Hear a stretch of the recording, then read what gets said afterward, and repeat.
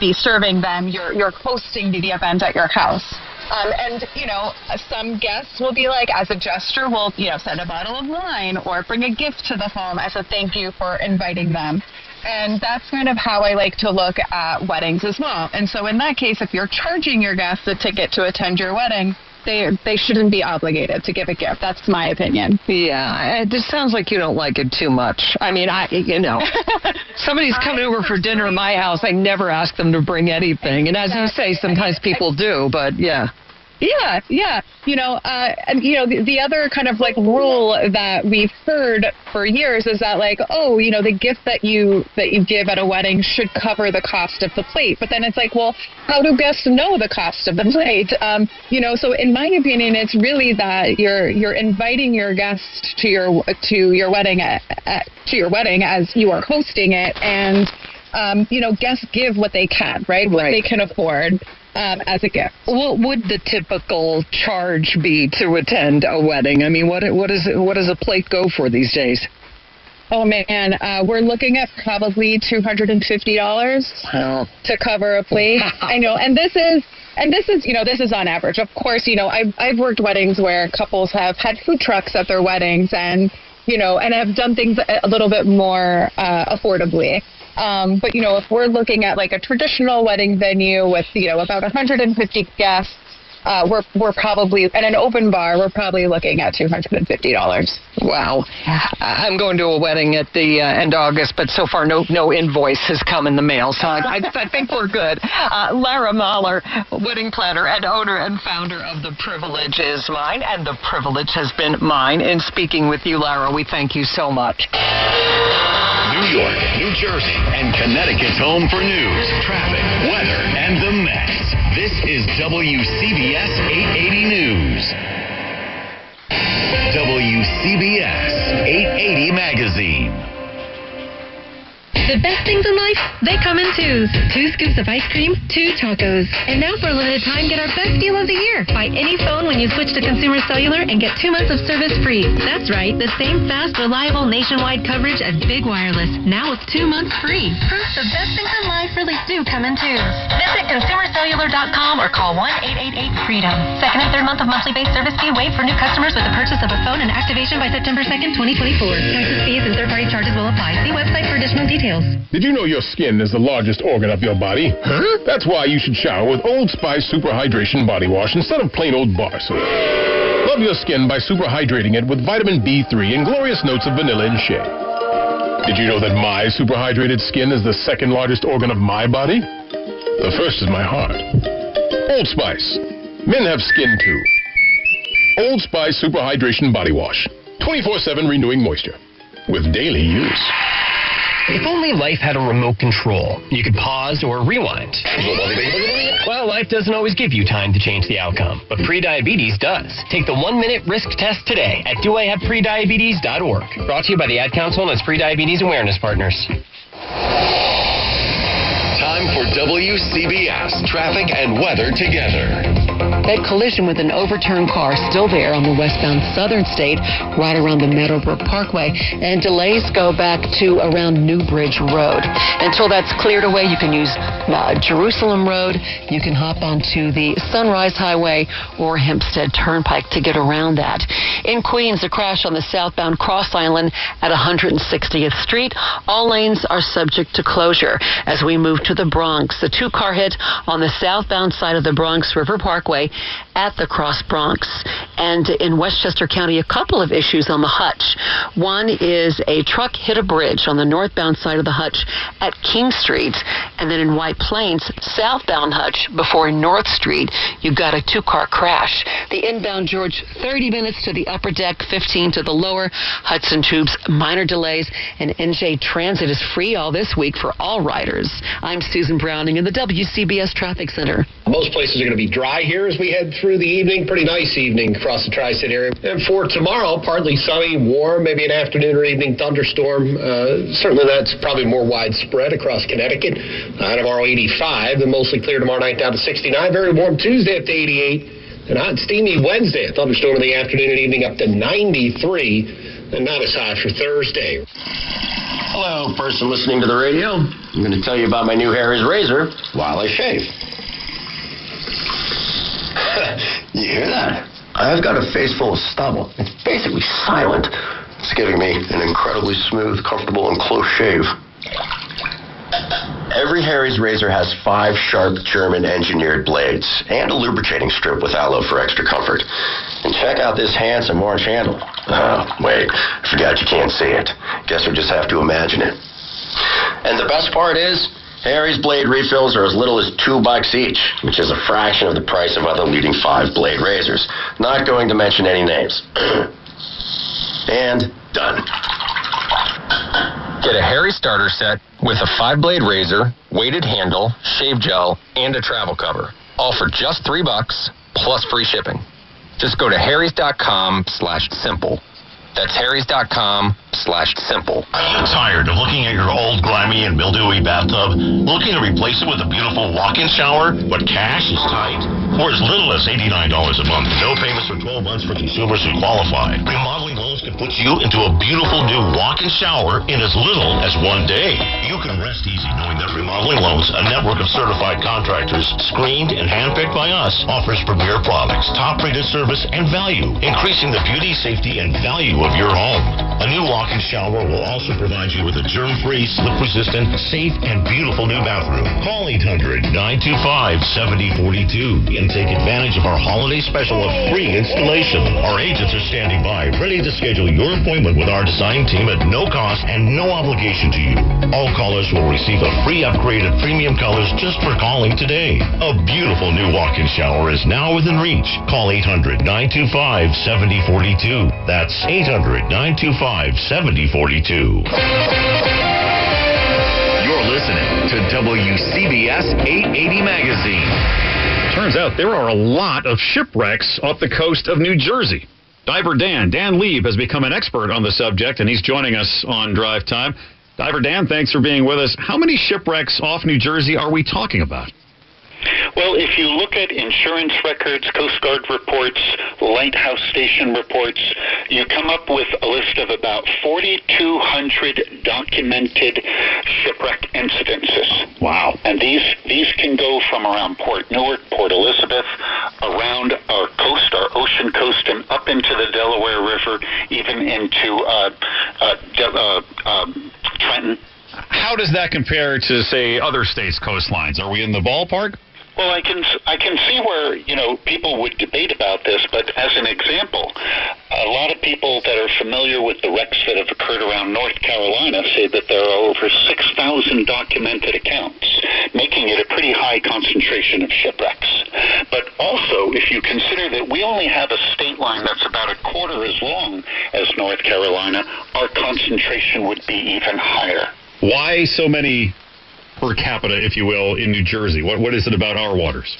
We have a shipping lane that comes up from the southern coast, the coasting states. We've also got South America, any shipping coming from there. We've got traffic that's coming around the Cape from Africa. We also have a shipping lane, a major shipping lane that brings traffic in from Europe.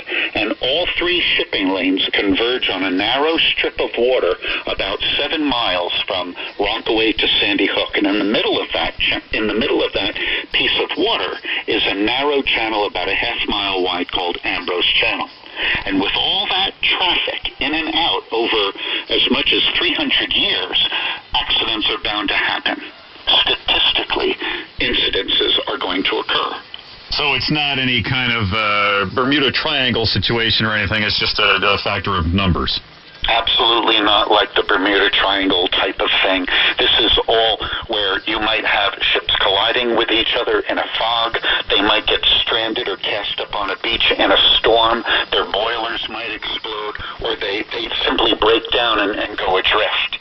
We even have vessels that were sunk off our coast during 2 world wars, sunk due to enemy action. How many do you think are still out there that haven't been discovered yet? I guess that's a kind of a hard question to answer, but I assume there must be presumably many. I would say that of the 4,200 documented accounts, probably about 1,000 to 1,500 still leave a permanent mark on the bottom today. Of those, at at least half of them are unidentified. There are wrecks out there. We know exactly who built them, who was at the helm, and we know exactly why they sank. And there are others that are still a mystery. What makes shipwrecks so fascinating to you and to so many others? What's their allure, if you will? An automobile wreck, a train wreck, or an airplane wreck. You know, these events are usually very, very fast events.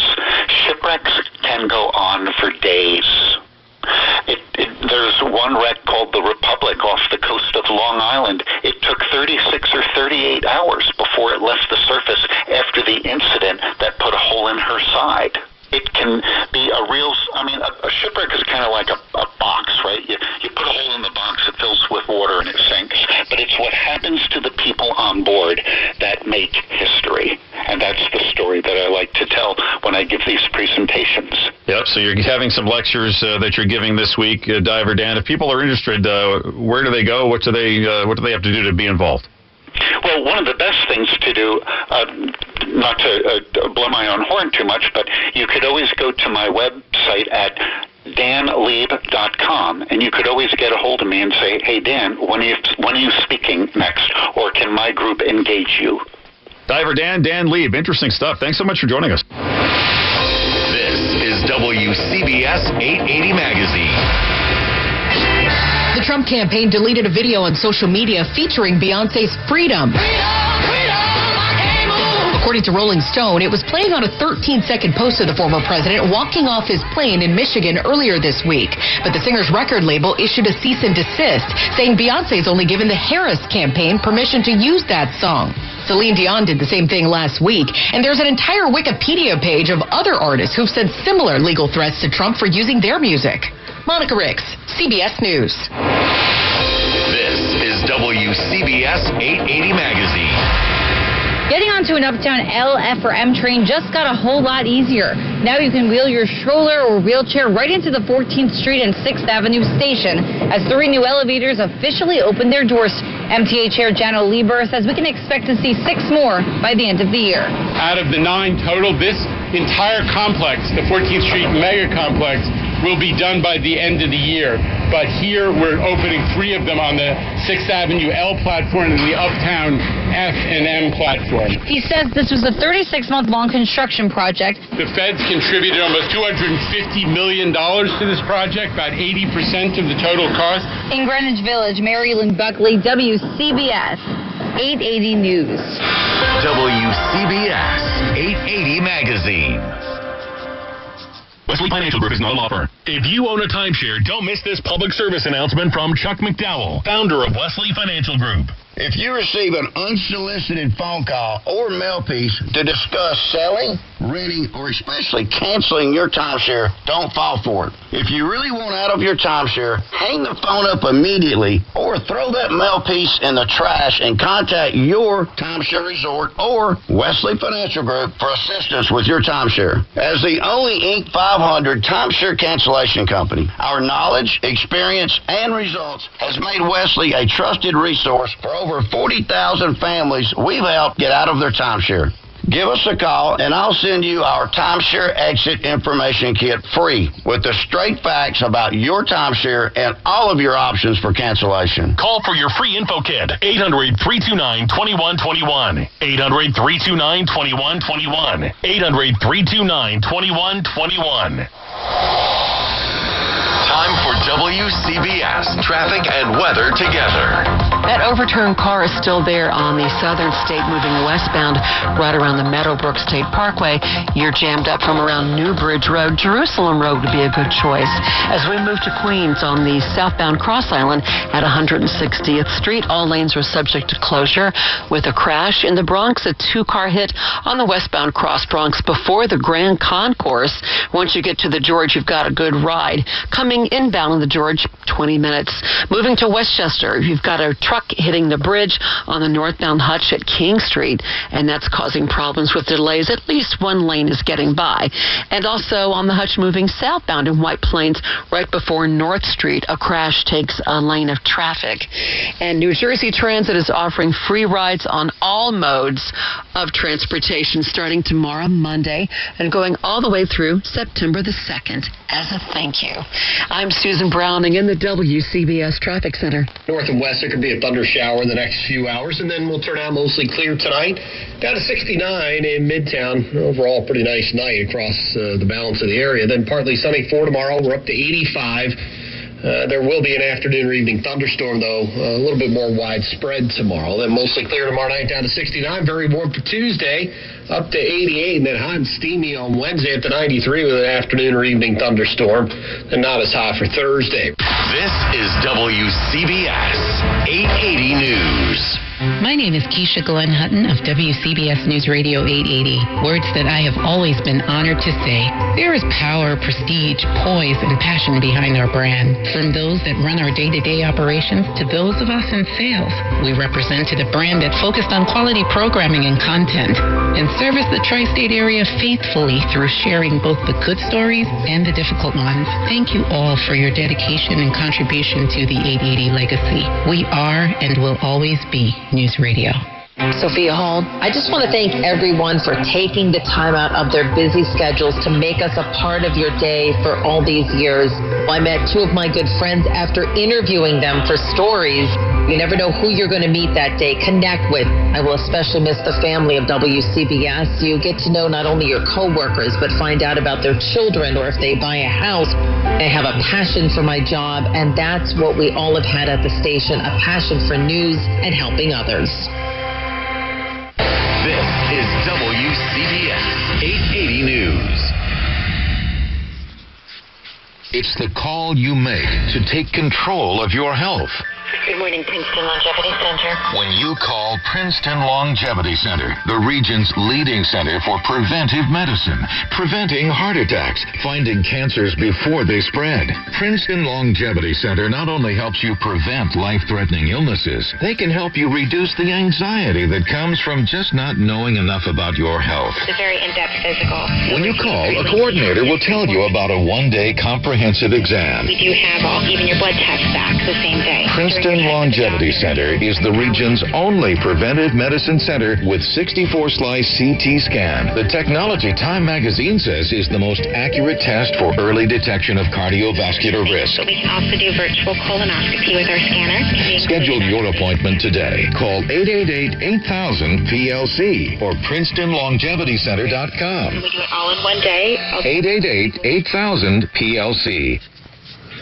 CBS News Brief. After getting hit with heavy rain, the worst is over for the Big Island, Hawaii, with the passing of Hurricane Hone. Hawaii County Mayor Mitch Roth. Bus cancellation is going to be going through today. Ponding and things happening on our roadways. We also have power outages, and we have some water issues as well. High-level talks over a Gaza ceasefire have paused, but White House National Security Advisor Jake Sullivan says lower-level talks will continue searching for a deal. It is incumbent on all parties in the region to work towards de-escalation and stability. Seattle-Tacoma International Airport confirms that the internet and web outage hitting the airport is a cyber attack. They have to manually enter everybody's information rather than the whole universal system. So it's frustrating. Traveler Maria Price, who is traveling with her daughter. CBS News Brief. I'm Michael Toscano. New York, New Jersey, and Connecticut's home for news, traffic, weather, and the mess. This is WCBS 880 News. You're listening to WCBS 880 Magazine. I came across this when I was a kid in Jersey, and I was obsessed with WCBS. It's kind of amazing that they actually took me in after I stalked the station for so many years. Well, you were the suburban stringer even at age what? I was, I think, 14 when I called in because it started snowing out in Califon, New Jersey, where I lived. And I called the radio station and couldn't believe it when they put the report on the air, and I'm going to play. I actually recorded it, of course I did. And if you listen carefully, you can hear me shouting down to Mom, saying, "I'm recording this, Mom." It's 23 and a half minutes before 8 o'clock. Let's go to the Weather Center about the snow. Dr. Bob Harris. Snow on the way. Just had a listener report from Hunterdon County. That's around Clinton and Flemington, New Jersey. Starting to snow there. It's heading our way. Will arrive in the immediate New York area within the next couple of hours. And snow will continue this afternoon. The possibility of an inch or two with very slippery roads by this evening's rush hour. High today, 20 to 25 degrees. Snow continuing tonight. Maybe we'll add another inch or two. That's me yelling down the stairs to Mom. WCBS. Skies are cloudy. The wind northeast at 8 miles an hour. We're checking in now with Neil Bush in our WCBS helicopter. Any more Virga that you've been flying through, sir? Hello, Neil. Okay, Bob, I'm having just a little bit of trouble here with my AM signal. I know you switched to me, so let me just take it right down. All the technical difficulties over the years. Hi, it's Catherine Chaffee. The station has been a major part of my life. I cut my teeth in that newsroom. It's been a long time since I was on the air, but the station has remained a constant pillar for me, a place that embodies the highest level of journalistic integrity. A special thank you to Tim Sheld and Chris Quimby for hiring me, and to Paul, Wayne, Steve, Marla, Peter, Sean, and the late French Schneider for teaching me how to report and write, but also for teaching me about humanity. Lisa Chankovich, thank you for being a great friend and the best producer. I'm really going to miss hearing your voices every day. She mentioned Chris Quimby. I had a Chris Quimby dream, Paul. You were telling me this, and you put it, on your phone? You wrote it down on your phone? I wrote it down. I guess I might as well tell the story now. We have time now. Sure. Let's see, do I have it handy here? Welcome to the Freud part of the show. Yeah, honestly, I had this. You know what? I got to find it. I'm actually not prepared, and that's my own fault for bringing it up and not being prepared to talk about it. But it's the end of WCBS, as we know. Sunday night is when we hand it over to ESPN. But I think I had a premonition, and this was back a year ago. It was a year ago in... You were on vacation or something, or no? I don't know. It was June of 2023. Well, you look for that. I want to say... I got it here. You have it here. Oh, yeah, I got it. Okay, all right. Again, we're treading water. We never do that. It's just weird, and I had to bring this up because I wrote this down. Here's my dream. And Chris Quimby was our manager at the time, even though... what I'm describing here, BlackRock predates her. It doesn't really matter because it's a dream. Mm-hmm. It's 4 a.m. at WCBS, and we're preparing the morning newscast. The scene is BlackRock. The overnight anchor is toiling away. The newsroom is unusually busy with faces we don't know. Chris Quimby is there looking sullen. The systems aren't working. Suddenly, I hear a collective groan as 4 men at each big 16th floor newsroom window pull black curtains across the glass. I look to the studio, the lights are turned out, and the board is dark. WCBS is no more. I stand there in shock. Martin Untroyd, sees my face, walks over and hugs me. My first impulse is to quietly smile. Yes, severance! Then I think of all the people losing jobs. Then the emotion hits me. I hold back tears as I look at the spot where the teletype machines were years ago, and I think of my first time there in 1978 when Dad drove me in for a tour. Yeah. I tell Martin the story about how Ben Farnsworth was in the studio that morning subbing for Jim Donnelly. This part is true. This really happened. The memories of that visit with Dad, those years in that same spot, the thread that has been woven through my life, makes me realize how much a part of me this has been. Sad only scratches the surface. But grateful, too, Paul. Exceedingly grateful. Not only to have worked with you. Thank you. And all the people here at WCBS and the amazing listeners, but to have the opportunity to sit here with you right now and talk about it and have a farewell, which is not something that very often happens in this business. As I said earlier, I don't think we would be doing this without your work and the archives that you have kept for WCBS. Some of them hilarious, like the 14-year-old when they mentioned the snowing in New Jersey, the report that you had called in, and you recorded it and you're yelling in the background. I got it on tape. I was so proud. I think many people who have worked here have the memory of hearing WCBS as a child. And the memory that I have was that the station sounded important. Yes. More than any other station on the dial. WOR sounded official but stuffy. Well, this station was important but friendly. You can sound official and you can sound important. And WCBS, I think, chose the right way. WCBS 880 Magazine. Town Fair Tire became New England's #1 discount tire dealer by giving you the absolute lowest prices guaranteed. And with over 100 stores from Connecticut to Maine, we'll beat anybody's price. Other dealers, we beat them. Warehouse clubs, we beat them. Online sites, we beat them all every day. So remember, for the absolute guaranteed lowest price on name brand tires, nobody beats Town Fair Tire. Nobody. We are proud to serve our country, to serve our local communities, to wear the uniform, to be a soldier, to serve abroad when and where duty calls. We are ready to stand with our brothers and sisters to defend, to serve, to fight. We're always ready, we're always there. We are the New York Army National Guard. Sponsored by the New York Army National Guard. Time for WCBS traffic and weather together. That overturned car is still there on the southern state moving westbound right around the Meadowbrook State Parkway. You're jammed up from around New Bridge Road. Jerusalem Road would be a good choice. As we move to Queens on the southbound Cross Island at 160th Street, all lanes are subject to closure with a crash. In the Bronx, a two-car hit on the westbound Cross Bronx before the Grand Concourse. Once you get to the George, you've got a good ride. Coming inbound on the George, 20 minutes. Moving to Westchester, you've got a truck hitting the bridge on the northbound Hutch at King Street, and that's causing problems with delays. At least one lane is getting by.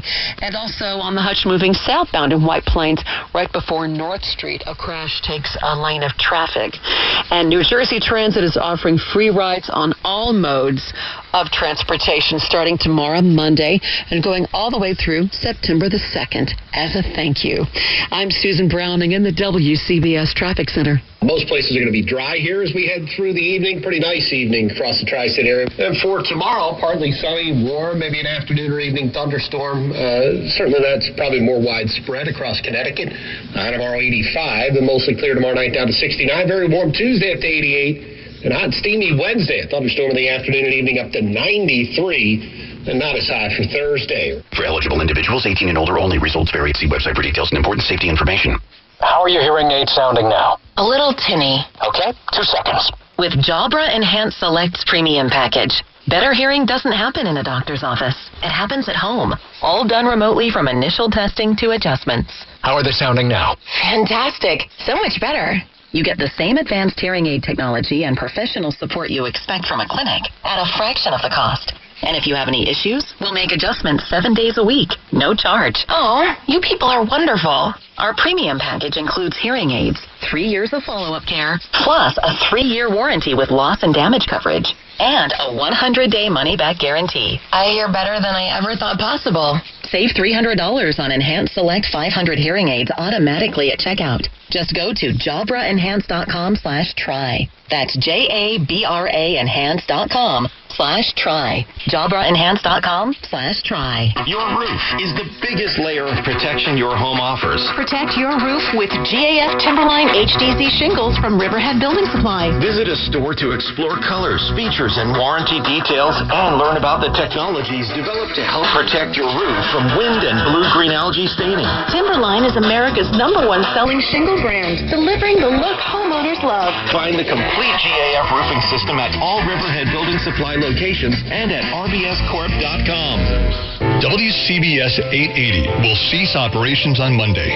It has been an honor to deliver your news, weather, and traffic, and to be a part of your lives for nearly 6 decades. Beginning Monday, we invite you to turn to 1010 Winds on 92.3 FM. You give us 22 minutes. We'll give you the world. When you need to know why, when it matters most. This is WCBS 880 News. You're listening to WCBS 880 Magazine. So we've seen a couple of articles recently that jorts, jeans cut off just above the knees, have become hip again this summer. Well, after seeing that, we just had to check in with Dr. Fashion, Andrew Bernstein, Associate Professor of Fashion Marketing and Management at Lynn University in Boca Raton, Florida. Dr. Fashion, good to talk to you again. Is this true? Are jorts actually in now?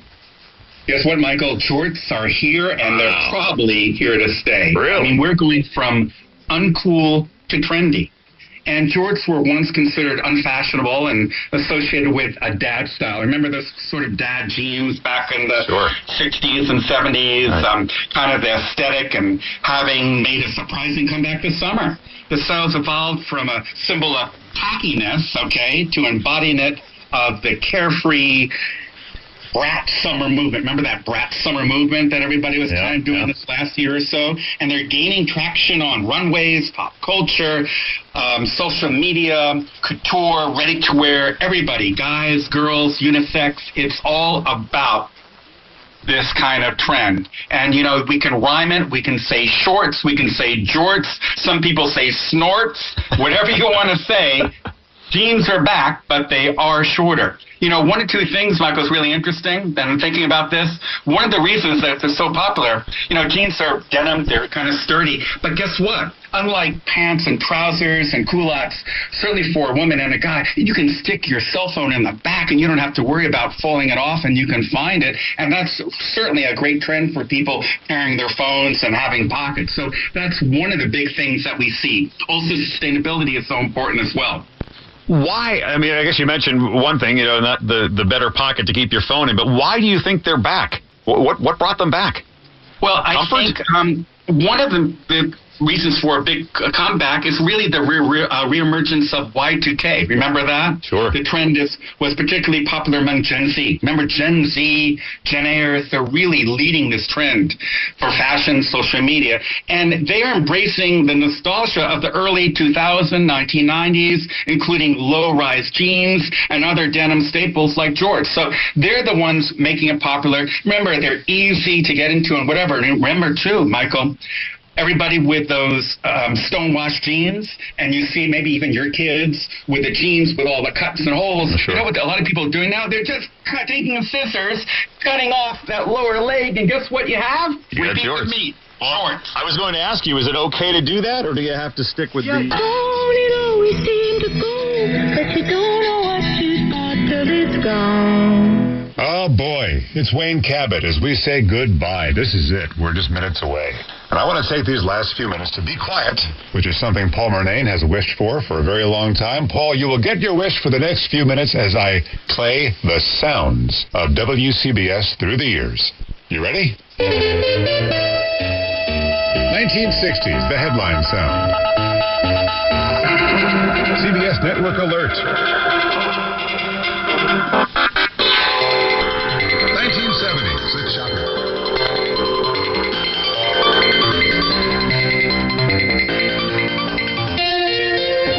Headline stories.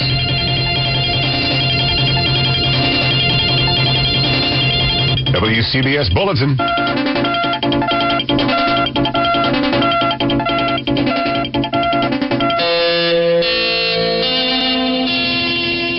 WCBS Special. News 88 Business. News 88 Update.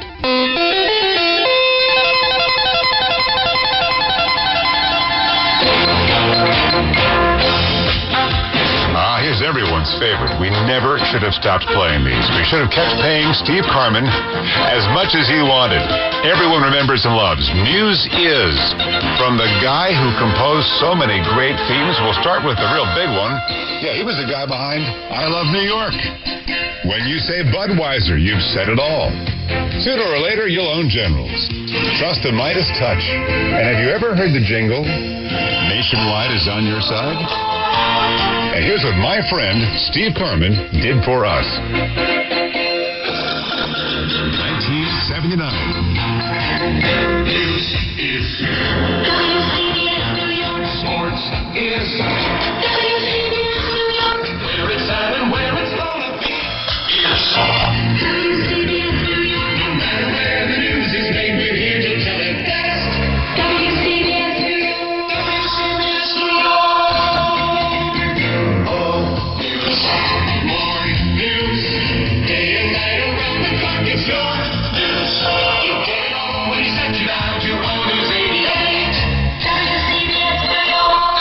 WCBS New York. This one didn't last very long. Headlines.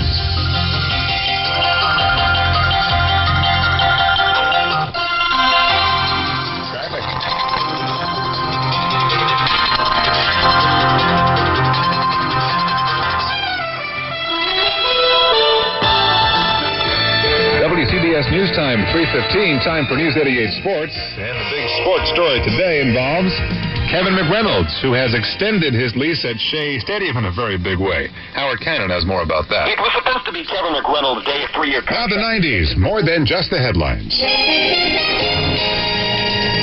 Traffic.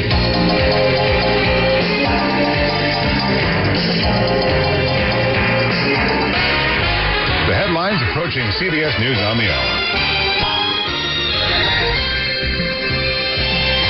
More than just the headlines, WCBS News 88. More than just the headlines, WCBS News Radio 88.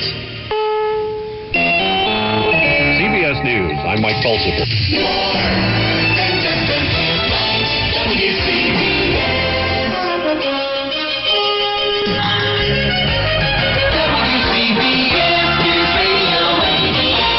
The 2000s. News, traffic, and weather for New York, New Jersey, and Connecticut.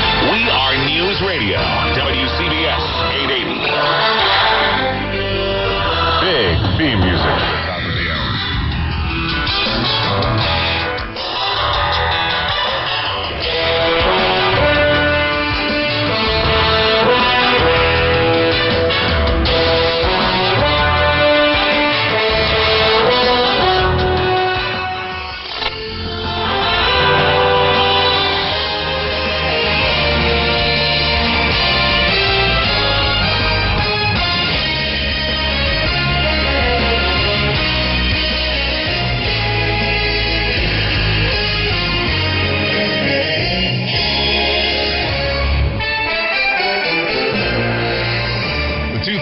This just in. Network rejoin. Live from the CBS Hudson Square Broadcast Center in Manhattan, we are News Radio, WCBS HD, and WCBS FM HD2, New York.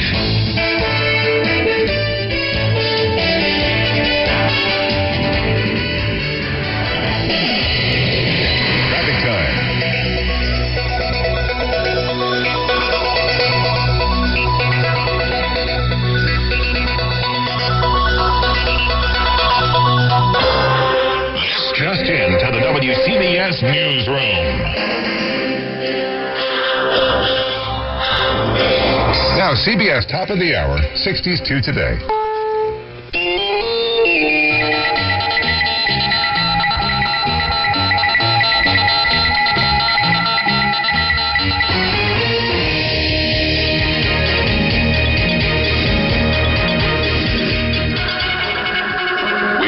This program for a CBS Radio Net Alert Bulletin.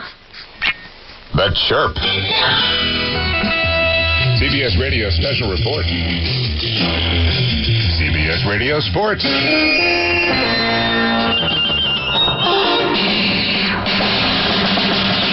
This is Win Elliott for CBS Radio Sports Central USA.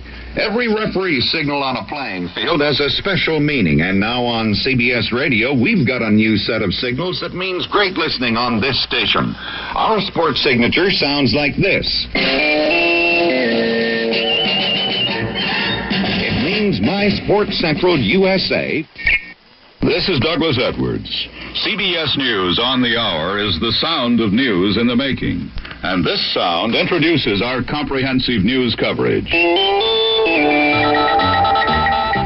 Distinctively CBS Radio, signaling CBS News.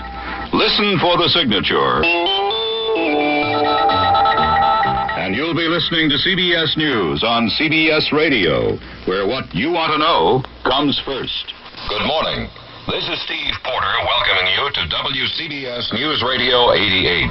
Good morning. This is Charles Osgood, News Radio 88. Welcome to the best news source around, WCBS News Radio 88. Local and regional regional developments coming right up. This is Bill Payan. It's 5 minutes past 4 o'clock. 34 degrees, the wind's east-southeast at 10 to 18 miles per hour. You know him, don't you? That's Bob Harris. Do you know me?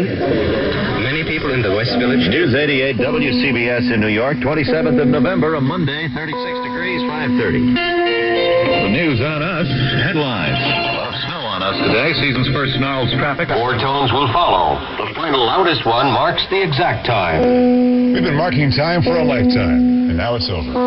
It's midnight. The power of that amazing signal there, 50,000 watts pulsating out, will continue as these names go away.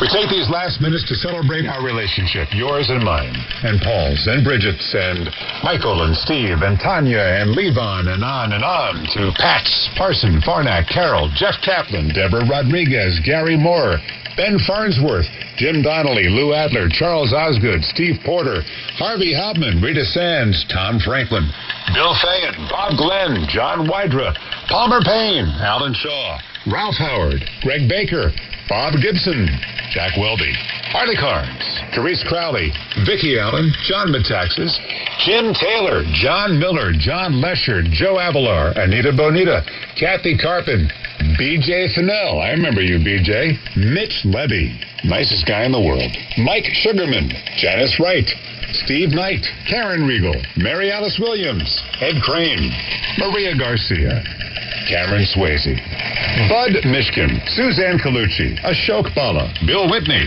Dick Reeves, Rich Lamb, Peter Haskell, Marla Diamond, Sean Adams, Fran Schneido, Alex Silverman, Ellen Mitchell, Sophia Hall, Mac Rosenberg, Mike Viernax, Bob Vosberg, Jeff Grant, Lisa Fantino, Frank Cipolla, Doug Spiro, Darlene Pomales, Linda Zoman, Steve Malovey, Mike Smeltz, Sean Colfard, a.k.a. Michael Cole, Catherine Chaffee, Bob Brown, Eric Scott, Gordon Deal, Kelly Waldron, Jim Incendio, Jerry Knackman, Jane Tillman Irving, Mary Gay Taylor, Fred Fishkin, Walt Wielder, Ed Bradley, Tim Sheld, and the renowned reporters for whom awards are named and still handed out. Art Athens, Steve Flanders, Edward R. Murrow, Lou Timolot, Tom Salat, Terry Raskin, Joe Nolan, Chris Majette, Jim Feldman, Andre Farrow, Tom O'Hanlon, Russ Meyer, Lori Jordan, Lou Adams, Debbie Mazzella, Neil Bush, Tom Kaminsky, Dr. Just Plain Bob Harris, Norm MacDonald, Bill Corbell, Gordon Barnes, Todd Glickman, Craig Allen, Brad Heller, Jared Max, Gordon Damer, Kevin Burkhart, Kevin Connors, Bill Daughtry, Bill Schweitzer, Rich Ackerman, Howie Carpin, Tommy Tide, Todd Ant, Gary Stanley, Howard Cannon, Spencer Ross, Barry Landers, Howie Rose, Len Berman, Pat Summerall, Ed Ingalls, Gordon Williams, Ray Hoffman, Dean Shepard, Ken Pruitt, Joe Connolly, the CBS Radio Network, and its legions of correspondents, reporters, anchors, and commentators. Harry Reisner, Dan Rather, Walter Cronkite. The Osgood File. Now, what I did there was probably a huge mistake, because these are the people just off the top of my head. If I forgot you, I didn't forget you. This is all just happening so fast. With a special nod to one man who was a producer, a writer, reporter, and anchor over the years, and who had and has CBS in his blood, who maintains the most thorough and loving website of WCBS Newsradio. And that's a man I'm proud to call my friend, Don Swaim. And thanks to all of his contributors, most notably John Landers, on the WCBS Newsradio 88 Appreciation site. Go to it. It's amazing. Now, if we had hours, not just minutes left, we would name all the people you've never heard on the air, except in the credits, supporting those of us on the air and supporting journalism. The legions of people behind the scenes writing, producing, engineering are an innumerable and invaluable part of our history. Wicked smart people showing up at all hours, weekends, Thanksgiving, Christmas, so that whenever you turned on 880, you were closer to your world. The WCBS passion and pride spilled into a sales force that revered these call letters and the CBS legacy every bit as much as you and I do. Advocates for our craft who showed advertisers how we, the audience, are smart, discerning, engaging, and caring. Caring. We have given our advertising dollars and our charitable dollars to so many hungerthons, for example. You held us to a high standard and let us know when we didn't hit the mark. all of us here knew that our audience is engaged and smart, and we need to treat our audience with the respect that a well-informed, well-educated news consumer deserves. That's right, deserves. Our news desert is getting bigger and drier. And just like we should get a second medical opinion, we need to seek out more and more varied news sources that we trust, because getting your information without the bias and brainwashing in one place has given way to a fight to stay informed. With each closing newspaper, radio newsroom, TV newsroom, magazine, and now even digital news operations, the country we love is diminished. So as we leave the news ecosystem after 57 years of all news and 100 years of service on New York radio, we implore you to find that next trusted source. Use it, support it, in word and deed. It is the most patriotic thing you can do, and the most satisfying. To paraphrase a CBS News legend, good night and good luck. You will ask, why does this radio station mean so much? Why is the reaction the way it is? And I really can't speak for others. I can speak for myself. My parents split when I was 11. We split Christmas, and when I was at Dad's house, he gave me a clock. And this one had a beam at the top that shined the time onto the ceiling. I wanted to make sure it was set correctly, so I went to the station I heard in the back of the car, WCBS, to make sure the time was exactly right. And I listened and listened, and before long, I became hooked as a 12, 13-year-old. When I was 14, my dad drove me to the radio station in New York City during morning rush hour traffic. And he introduced me to the place I'm now signing off in 2024. Martell, here's your last request. Chris Olivero, Ben Meverek, Ivan Lee, our bosses pushed for and got the authority to let us have our goodbyes, to have a last show. That's something very rare. I thank them for that. And I thank my dad for driving me into New York City in 1978. Parents, you never know what impact these random acts of love and attention may have on your children.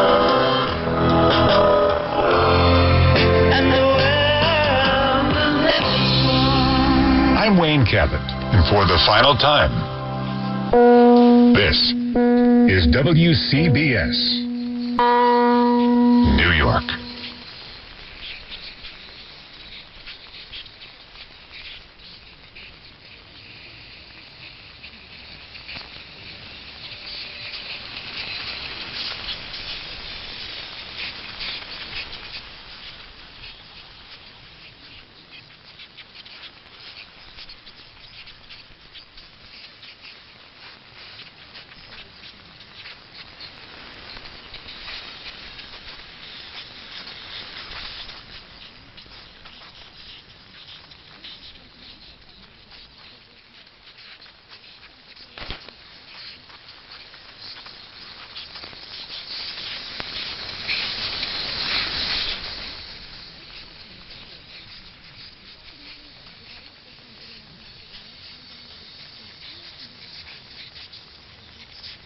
WHSQ and WCBS FM HD2, New York. Puts their lead over the Braves in the NL East to 6 after Atlanta's loss to Washington. The Orioles and Astros played in Sunday Night Baseball. Houston salvaged the split of the 4-game series in Baltimore, winning by a count of 6-3. The Orioles now game and a half back of the Yankees. That's because Aaron Judge hit his 50th and 51st home runs of the year as the Yankees rolled past the Rockies 10-3. The Diamondbacks have now won 6 in a row. They finished off a sweep of the White Sox with a 7-5 victory. Arizona sits atop the wild card race but remains 3 back of the first place Dodgers in the NL West. LA beat Tampa 3-1. Lake Mary, Florida is Little League World Series champion. They do in dramatic fashion, falling behind but coming back to win 2-1 in 8 innings. Hey, it's Rochelle Smallman, and coming up Monday, college football is underway, and I'm going to tell you who the biggest threat is to Ohio State and Georgia. It's on Sportsman, like 6 a.m. Eastern, right here on ESPN Radio, ESPN2, and ESPNU.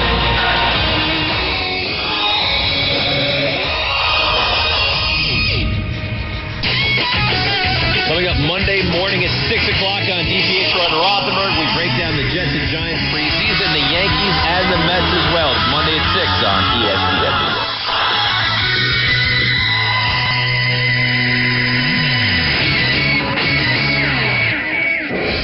This is Game Night on ESPN Radio and on the ESPN app.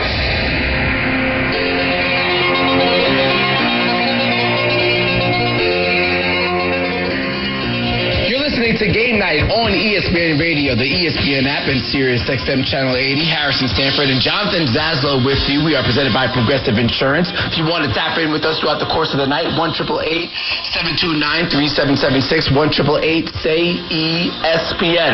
And Week 0 has come to a close. We saw a top 25 defeat, Georgia Tech getting a last-second field goal to take down number 10, which we don't expect to be number 10 anymore, Florida State. Grace Raynor joining us now, the athletic college football writer. Grace, my question to you, is this more about Florida State or is this more about Georgia Tech? Georgia Tech actually be a factor when it comes down to winning the ACC championship or getting to the college football playoff? I think it's a little bit of both. I think Georgia Tech was better than we all expected, and Florida State was maybe a little bit worse. And I'm not sure that we're ready to declare Georgia Tech the kings of the ACC. They'll still have to go through Miami, Clemson. I'm sure they're going to have something to say in the ACC race. But this is a really good Tech team, and I think they do deserve their flowers. I mean, King played really well. This is an offensive line that returned 4 of their 5 starters and then brought in a really experienced right guard in Keelan Rutledge from Middle Tennessee. They've got the pieces that they need, I think, to really compete. They do have a gauntlet of a schedule. And then Florida State, we all thought that they were going to be the favorites to win the ACC. We figured they'd just kind of reload. And they've got some questions to answer. This was a game that went lopsided for them, and I think we have to kind of recalibrate what our expectations are for them in the conference race. But I think it's a little bit of both, to your point. Grace, what do you make of DJ Uiagalelei's performance? I thought that DJ was solid, maybe not necessarily dominant. I mean, I just think that this is a guy that we know how capable he can be when he's really clicking. He has a huge arm. He's a really effective runner, but he hasn't been a guy that's been a super consistent, super accurate downfield passer, and I thought we saw that again in Week 0. I don't know that they really cut him loose. He had obviously those two huge throws on 4th down when they were trying to mount their comeback, but other than that, I just kind of felt like they weren't ready to totally take him off the leash yet, and I was surprised that they didn't use him more as a runner. I mean, this is a guy who's 250 pounds, 6'4", one of the most effective running quarterbacks in the ACC. So I thought he was fine. I thought he played well, but I think they're going to need a little bit more out of him down the stretch. You're tapped in with Game Night on ESPN Radio, the ESPN app, and Sirius XM Channel 80. Harrison Stanford, Jonathan Zaslow, right here on Game Night, joined by Grace Raynor, the athletic college football writer. Part of the reason, Grace, why DJ Uiagalelei did not play at a high level, or at least many would think, is because of the defense constructed by Tyler Santucci, the defensive coordinator for Georgia Tech, who came from Duke. I'm wondering if you think there are any other hires in the world of college football or the ACC that you think can have a really big impact on a team's offensive unit, defensive unit, or overall in general? Oh, that's a good question. I mean, this isn't a new hire. Obviously, we saw him last year, but I think I would say Garrett Riley at Clemson is probably the hire that I'm the most intrigued by this year, now that he's had a full year to get his system in and work with Cade Klubnik, and that's an offense that has struggled really since Trevor Lawrence left. So I'm curious to see what they look like this year in year 2 with Klubnik and Riley. Obviously, we saw how much he could do at TCU and just the way he schemed guys open. So not a fresh hire, but he's still new enough that I think he's got our attention, especially as they open up with Georgia in Week 1. Grace, so looking at the 12-team college football playoff, we're all going to, I guess, learn together, what a loss here or a loss there winds up meaning. In the past, FSU loses this opening game against Georgia Tech, and we're probably all saying, all right, you're in big trouble. But now, because it's a 12-team playoff, what does yesterday's loss mean for FSU big picture?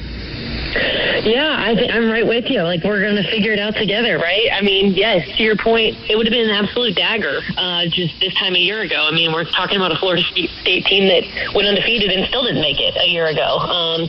So I think they've got a little bit more wiggle room. If they can win the ACC, they're going to have a path in. If they can maybe get a big win against Clemson and or Miami, just depending on how things shake out around them, maybe they're looking at an at-large bid.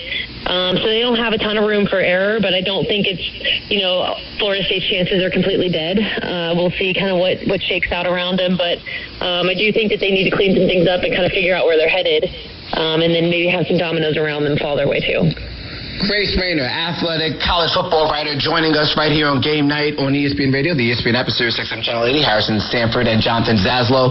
As we look at the Week 1 college football schedule, we do have some top 25 matchups. Sunday, September 1st, USC taking on LSU. You also have Notre Dame taking on Texas A&M.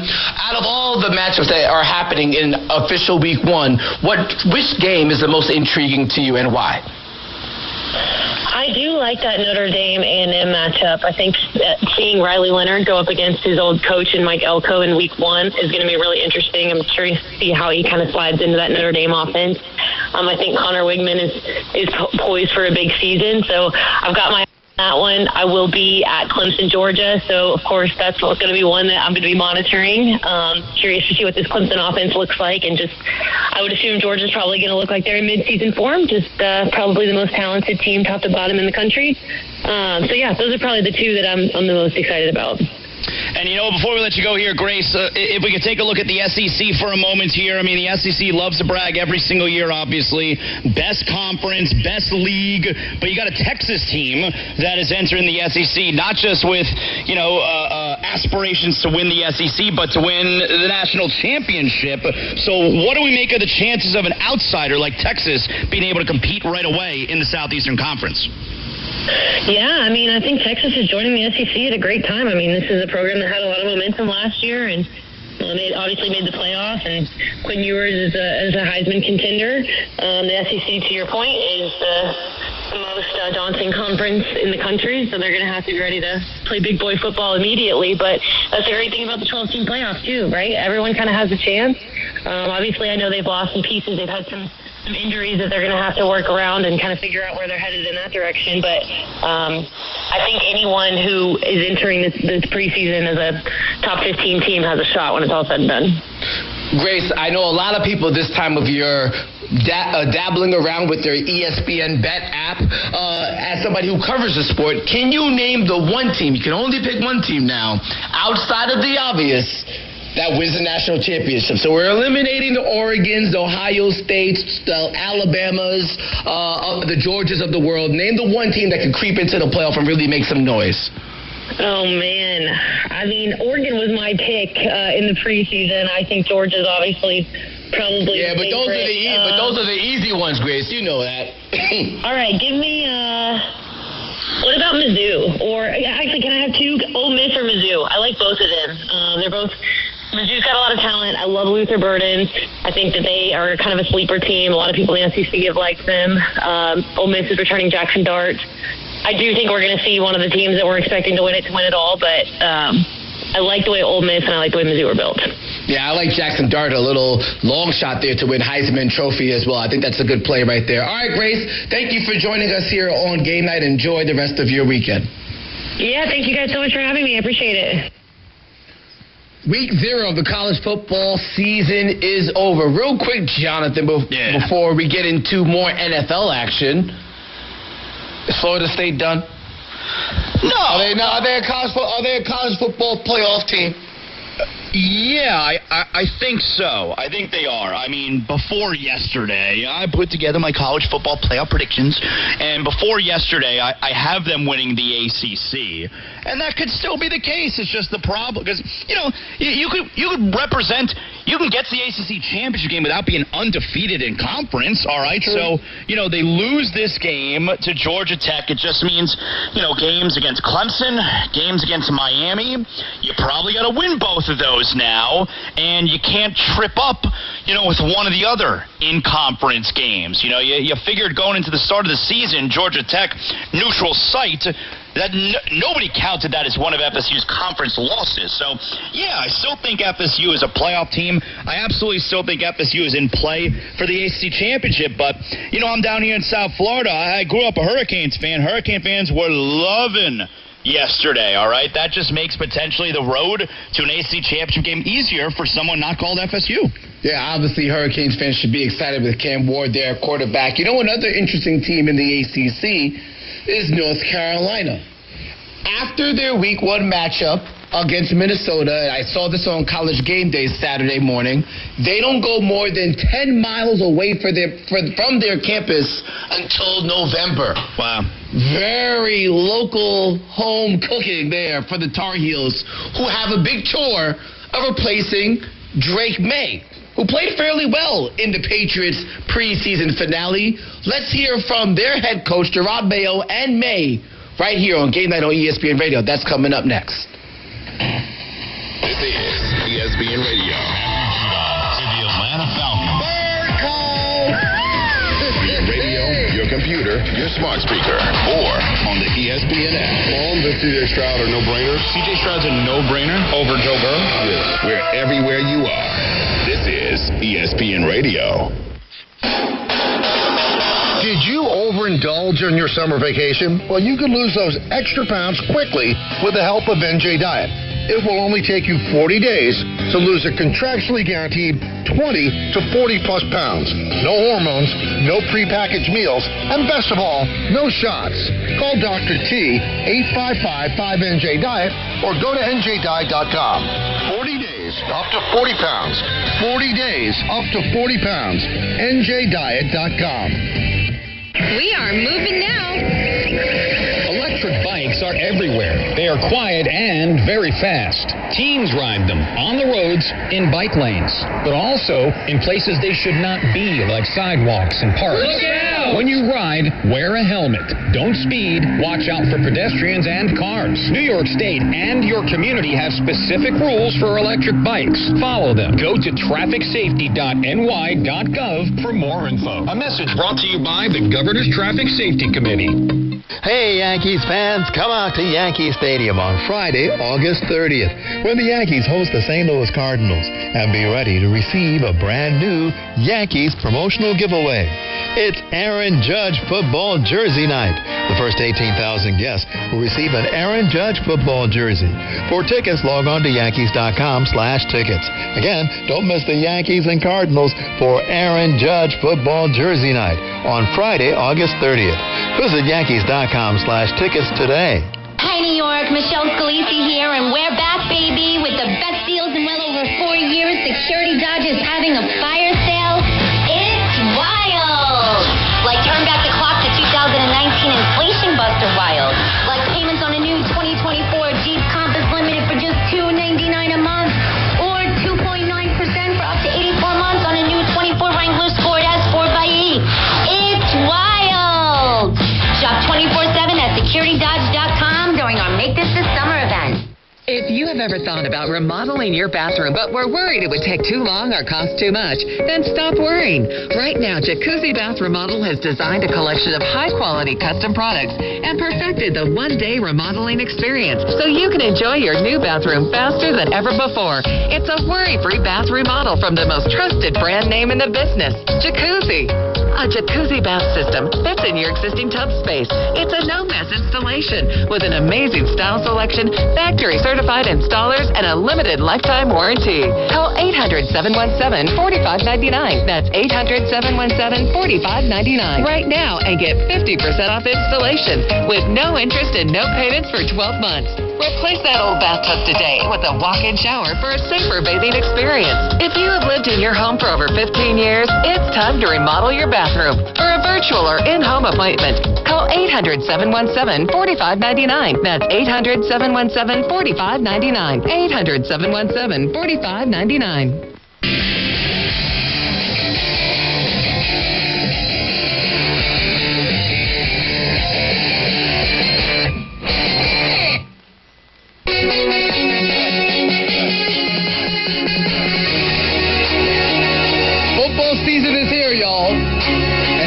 Of discussion. Game night on ESPN Radio, ESPN app, Sirius XM Channel 80. Harrison Stanford, Jonathan Zaslow. Our show is presented to you by Progressive Insurance. If you'd like to give us your bold NFL predictions, give us a call, 1-888-SAY-ESPN, 1-888-729-3776. One of those bold predictions could be the Patriots win the NFC East. That would definitely be quite the bold pick now, wouldn't it, Jonathan? I mean, then we're in fantasy land. Like, that's what we're doing then. I mean, that's not a bold prediction. That's living in an alternate dimension, all right? The Patriots not finishing last in the AFC East is living in fantasy land. There you go. But hey, the phone lines are open. If that's how you feel, that's how you feel. 1-888 say ESPN. 1-888-729-3776. Speaking of the New England Patriots, they wrapped up the preseason. Last game of the preseason happened tonight. They traveled to take on the Washington Commanders. They lost 20-10, but nobody really cares who wins and loses these games because they're just a preseason. But we kind of do care of how certain teams perform. Let me give you an update what happened with the New England Patriots. Jacoby Brissett did leave the game with a shoulder injury. He was listed as questionable but did not return. Drake May did perform relatively well, 13 of 20, 126 yards passing, 1 touchdown. He did convert 2 third downs in his touchdown scoring drive, and as a matter of fact, did have another touchdown pass that was actually taken back because of an offensive lineman not properly lined up, but it looked like it was a good play nonetheless, and I don't think the offensive lineman where he was lined up really had an impact on the play, but wasn't a touchdown. With that being said, Drake May might have to get more in tune with his offensive line because he very well could be the opening day starter if the Jacoby Brissett shoulder injury proves to be more crucial than maybe what we know at this moment. Here's Patriots head coach Gerard Mayo on Drake May potentially starting. I would like to sit here and say 100% he's our second best quarterback on our roster right now. Is that yes or? Next question. I'm not sure. I'm not sure until I watch the film. Wow. So what does he say there? He says he's 100% our. Like, can we hear it again? Because it was weird the way that he said it. Right? Can we hear the clip again? One more time. Drake. This is Gerard Mayo on will Drake May start if Jacoby Brissett can't play in Week 1. I would like to sit here and say 100% he's our second best quarterback on our roster right now. Is that yes or? Next question. I'm not sure. I'm not sure until I watch the film. So I'd like to say that he's 100% our second best quarterback. I gotta be honest, Harrison. I don't know what that means. I'm not too sure about that. As a matter of fact, let's tap in more with Mr. Mayor. We got to get more depth here. Let's go to the soundbite on Jacoby Brissett's injury. Maybe we'll give it a little bit more context. He would have been able to continue. What's his health status right now? I talked to him. Look, we'll see tomorrow. You always feel a little bit more sore the next day, but he said he was good. We'll find out tomorrow. I know he's not supposed to be. I know it's a new regime here in New England, and so we're wiping away the Bill Belichick era here, Jonathan. But this is giving him a little Belichick vibes, I would say.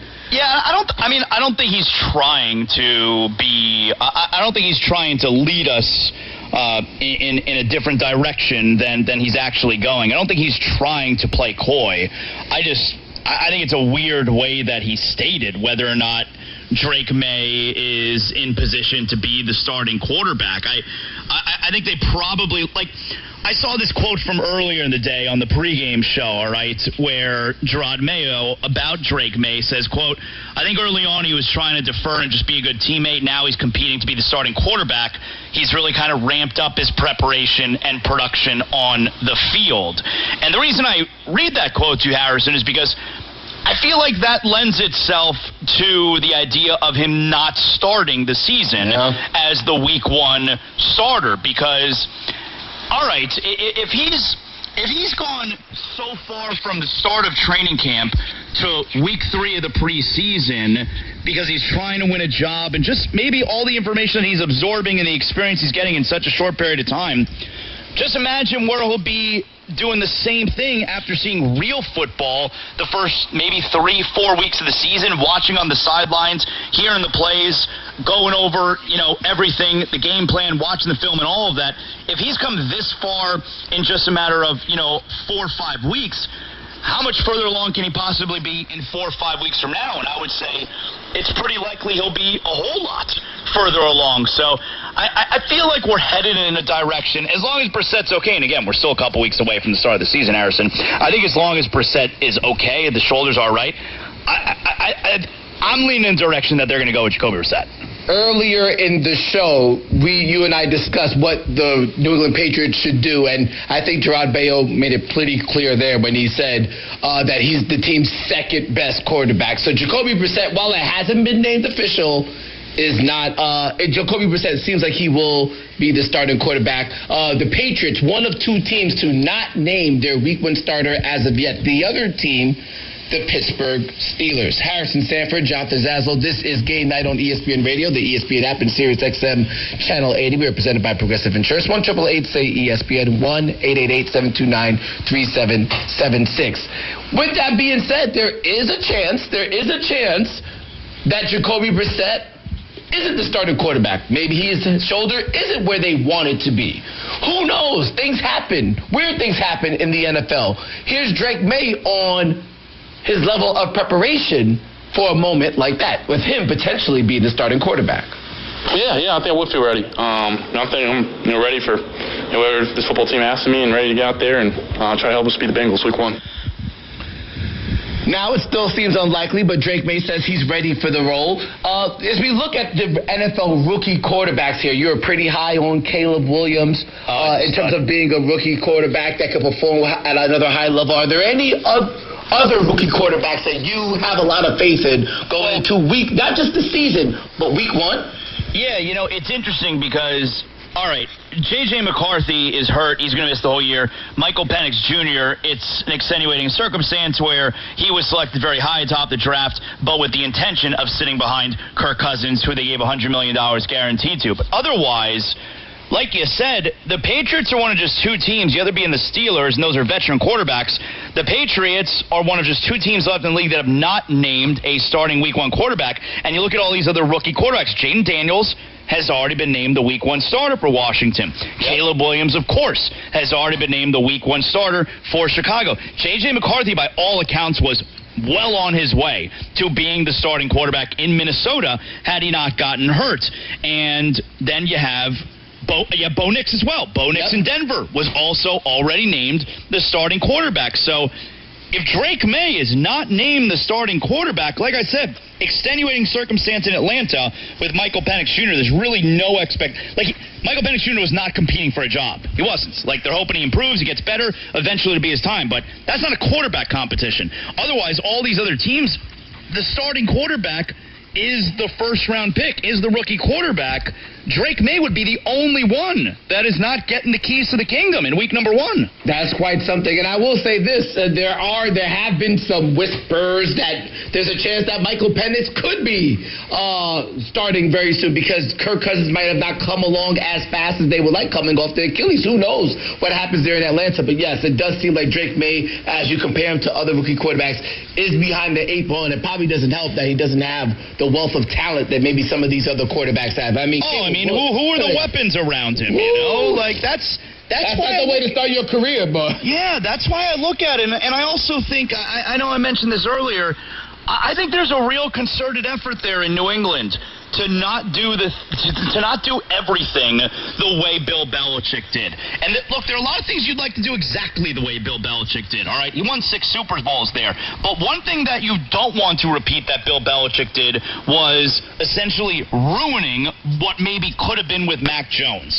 And I think you don't want to mirror exactly the way that they handled him. Now, part of it is, hey, don't hire a defensive coordinator to call the offensive plays, all right? That's one way to not mirror it. But another one is, hey, instead of throwing Mac Jones out there right away, let's let Drake May sit back and wait. Let's let him learn. Let's let him continue to improve behind the scenes. There's really no rush here. We're a terrible team. We're terrible today. We're going to be terrible tomorrow anyway. Let's not rush the kid out there. And I think there's a real concerted effort to make sure that they don't do the same thing they did with Mac Jones.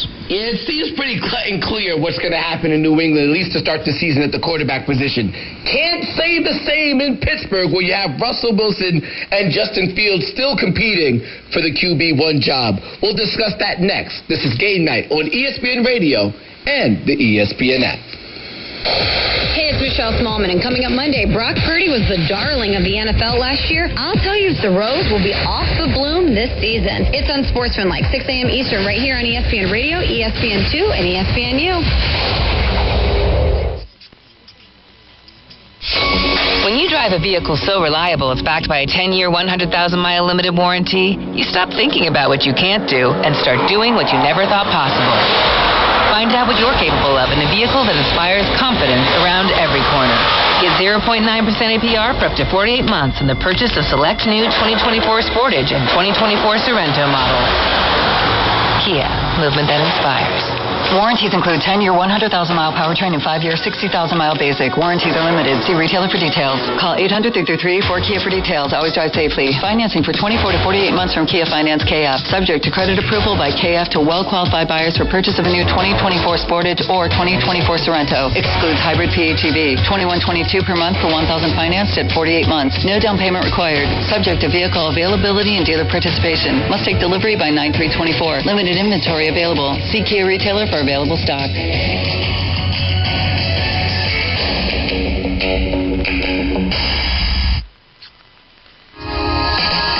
Friends, don't let your neck, back, joint, or nerve pain slow you down from doing all the things you love. It's time to reclaim your active lifestyle. Call our friend Dr. Jay Shaw today at Samwell Pain. Dr. Shaw is a double-board certified Ivy League trained pain and spine specialist who treats joint, neck, back, sciatica, and nerve pain. Procedures involve no cuts, no scars, no incisions, or downtime. Call Dr. Jay Shaw to take a non-surgical approach with precise image-guided procedures without pain medications. Enjoy life pain-free, same-day and next-day appointments available. Go to SandwellPain.com and put an end to your pain and suffering today. Why wait any longer? Make your appointment with Dr. Jay Shaw. Go to SandwellPain.com now. Regain your active lifestyle and enjoy all your favorite activities pain-free. Samwell Pain now has 3 convenient locations in Woodbridge, Livingston, and a brand new office in Inglewood to serve Bergen County. Visit SandwellPain.com. You wish you met Dr. Jay Shaw a lot sooner. Most major insurances are accepted. When it comes to Knicks basketball, the Garden Deck is the best way to watch your favorite team with your favorite people. Enjoy the ultimate flexibility with an unbeatable view of the court and complimentary food and non-alcoholic beverages. Visit Knicks.com to learn more.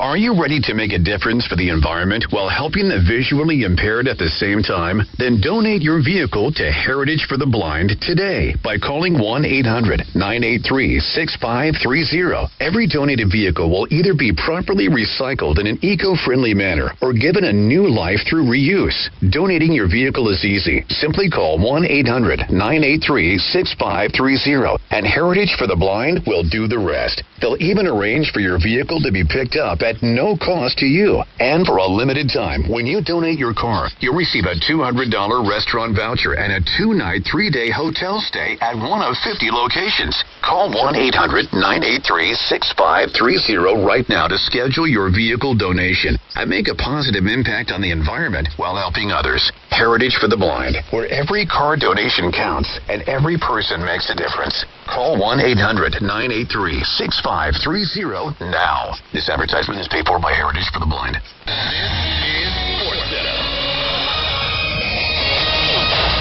I'm Ed Bankin. The NFL preseason has ended, and there was some drama with the Patriots and Commanders wrapping up preseason play.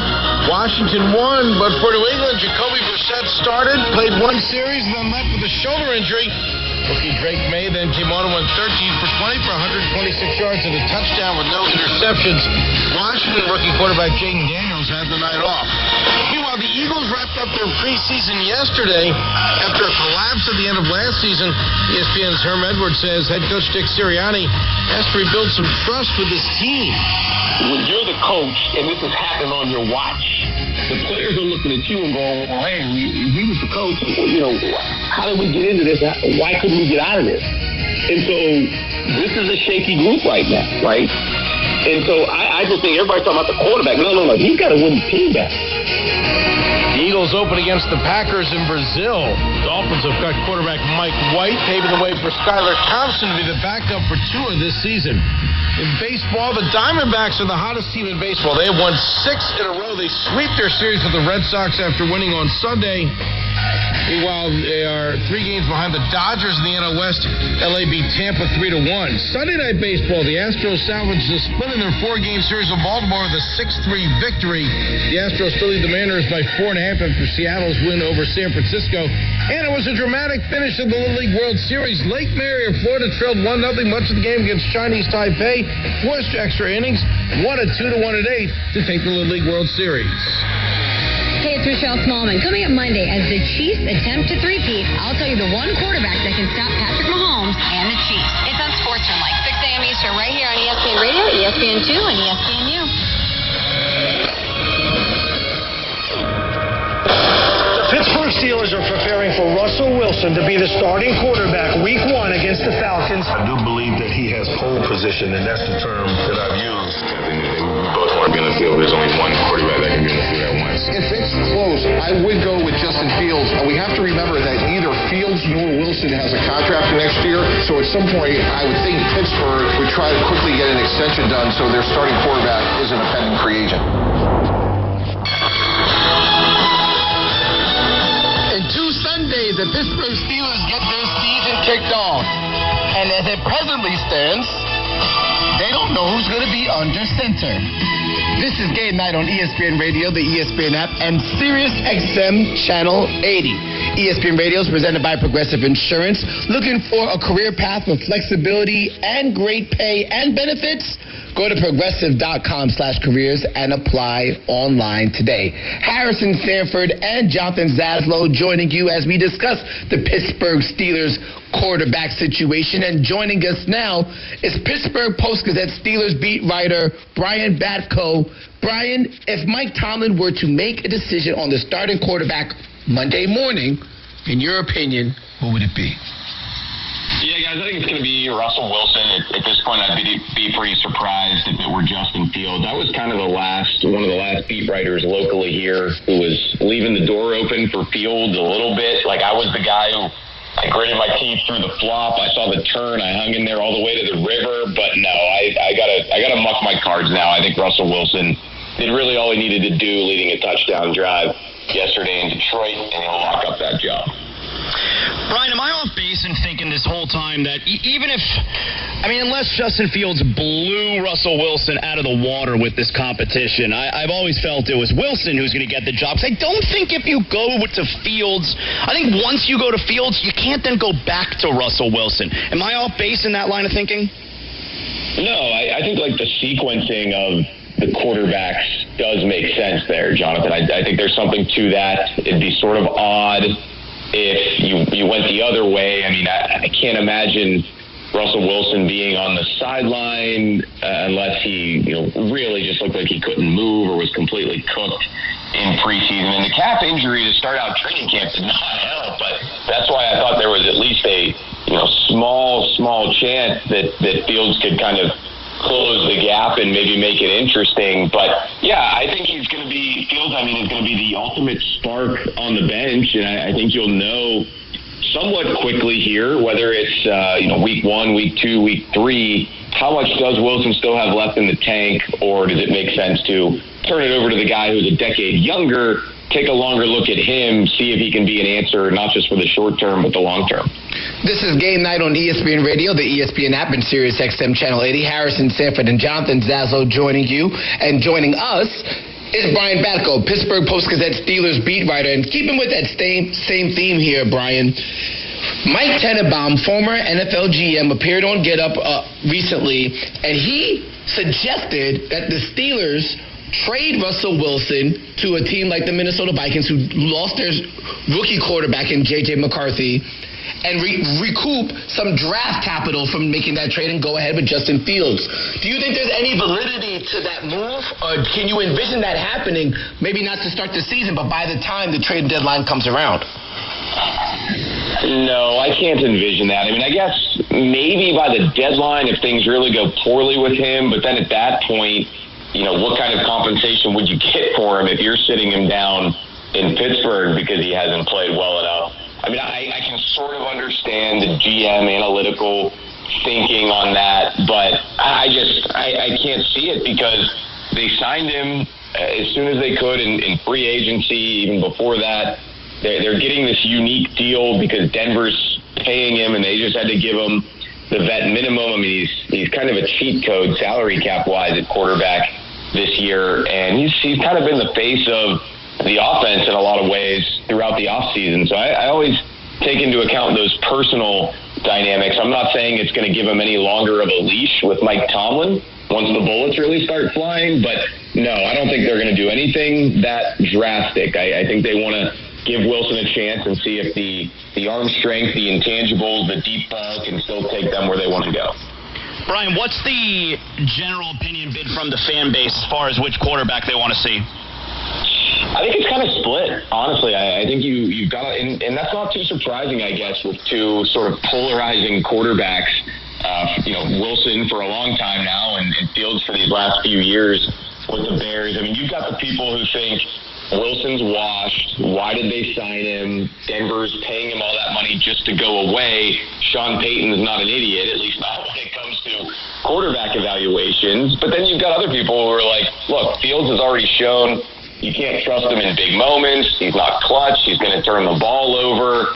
He just doesn't have it. At least Russell has been there, hoisted a Lombardi trophy, even though it was a long time ago. But he's the kind of franchise quarterback we need now that Kenny Pickett is out the door. So I do think that it's fairly close to 50-50. Fields showed so much tantalizing talent in the preseason, but also so many frustrating moments from him as well. I think a lot of people, I think pretty much everybody is pleased that they moved on from Kenny Pickett after a couple years, and at least it feels like there's more potential in that room.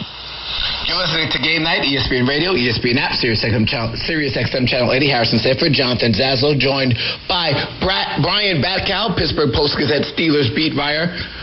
Brian, most people obviously always interested in the quarterback situation for any team. But there's a segment of fans who care about the team as a whole, particularly the offense, because it's fantasy football draft season. Can you name a player or two that could really emerge or really hold some value for fantasy football players this upcoming season?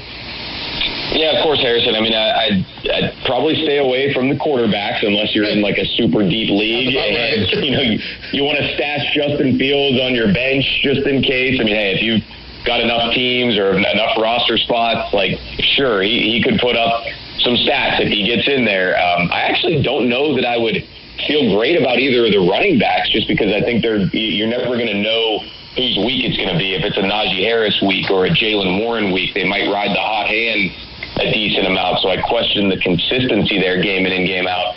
I think this team's top two pass catchers are clearly going to be George Pickens at wide receiver and Pat Freiermuth at tight end. I think they're both going to see a ton of targets. I think they're going to force feed Pickens as long as they don't go out and trade for Brandon Ayuk, which I've talked about with different hosts. But even then, I think Pat Freiermuth's a pretty good value at tight end as long as he can stay healthy. Arthur Smith's offenses have always loved peppering the tight end, and hopefully that'll be the way that Russell Wilson's looking at this passing game too. Brian, is there still any kind of Brandon Ayuk chatter? And, how close do you think a deal actually was to happening? Because for a good 3 or 4 days, a couple weeks ago, it seemed like it was a real thing. Absolutely. I mean, it kind of dominated Steelers chatter at training camp out in Latrobe, PA, more so than a lot of the guys who are actually on the team. It feels like it's dying down. I don't know if that's because boredom has set in a little bit with Pittsburgh fans and media, or if the Niners and Ayuk really are getting closer. I mean, it just seems like everybody out there in the Bay Area who covers them continues to use the term fluid situation. Kyle Shanahan seems really sick of talking about it, at least publicly. So I wouldn't rule it out. I think the Steelers are pretty much in the same boat they've been the whole time. GM Omar Khan is not going to do anything rash and overvalue him and overprice what he sends back. But I think it could still happen. It just feels like with each passing day, it seems less likely to come down and that the Niners will pull something off with him at the last minute. While there is uncertainty at the quarterback position, whether it's Russell Wilson or Justin Fields, there seems to be certainty at the head coach position. Mike Tomlin in June signed a contract extension to 2027. He has a 17-year streak of at least having a 500 record or better. But Brian, look at the competition in the division. The Browns should be better. Obviously, Joe Burrow's back with the Cincinnati Bengals, and we can't predict a fall off for the Baltimore Ravens. If I had to ask you, yes or no, is this the season where the Steelers go 500 or worse, or 500 or better, 500 or worse? Which one would you take? Gentlemen, I just can't predict that until I see it. I acknowledge the AFC North is difficult. I acknowledge that the question marks of the quarterback play combined with I think improving but still pretty young offensive line. I mean, I'm skeptical that this team's going to be a legitimate contender, but Mike Tomlin does just always find a way to hit 500 or better and hang around that 6th or 7th playoff spot. So until I see otherwise, I'll be a year too late rather than a year too early on predicting their relative demise. But on the flip side of that, they also haven't won a playoff game in 7 years, and I'm not going to project that either until I see this team take a step up. So the natives are restless as far as the postseason goes, and people are getting tired of hearing about the non-losing season streak for him here. But it certainly seems like he can coach this team as long as he wants, and they're giving him some runway in the post-Ben Roethlisberger era to get it right. There you go, Brian Batko, Pittsburgh Post-Gazette Steelers beat writer. Thank you for joining us here on Game Night. Enjoy the rest of your weekend. Thanks, Brian. Anytime, fellas. We'll see you. Jonathan, real quick. Yep. Steelers, over, under 500. Oh, well, come Harrison.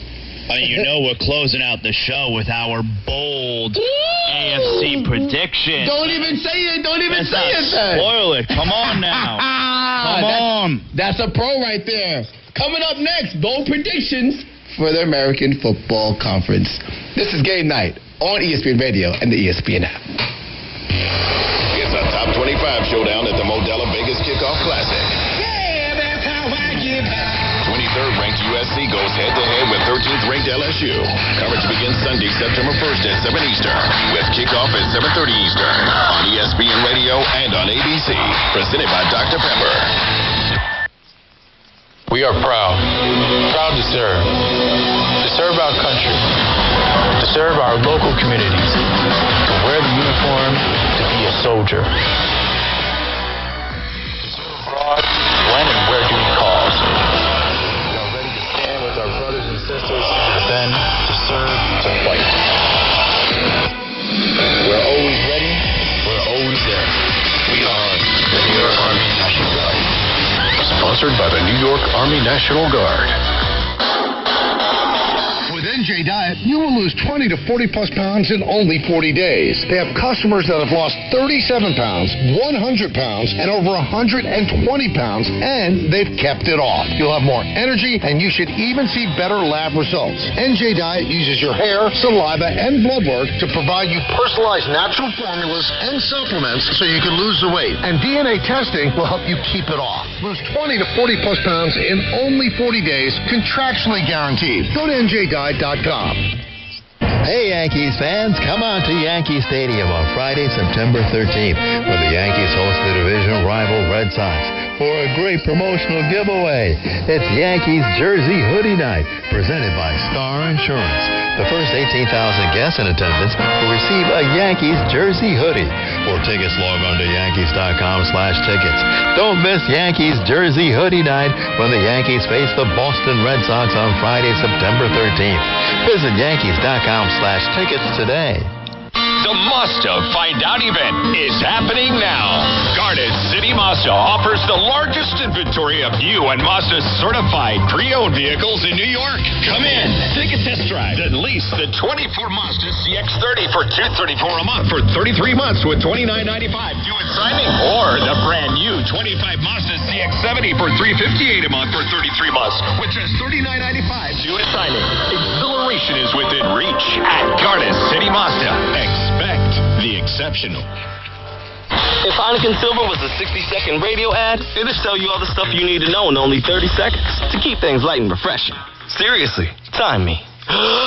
Heineken Silver, a world-class light beer that's surprisingly crisp and refreshing. Made with only premium quality ingredients and just 2.9 grams of carbs and 95 calories. All without compromising on taste. Heineken Silver. All the taste, no bitter endings. Order now at Heineken.com/silver. Must be 21 and older to purchase. Enjoy Heineken responsibly. Whew. 30 seconds. That's it. Done. Peace.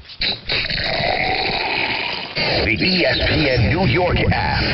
One simple click away from your favorite show. You got everything in one place. DiPietro and Rothenberg, Graney, Art and Hahn, and the K Show. I have you guys literally on all day. Live shows, exclusive podcasts, and one-tap entertainment. Download it today.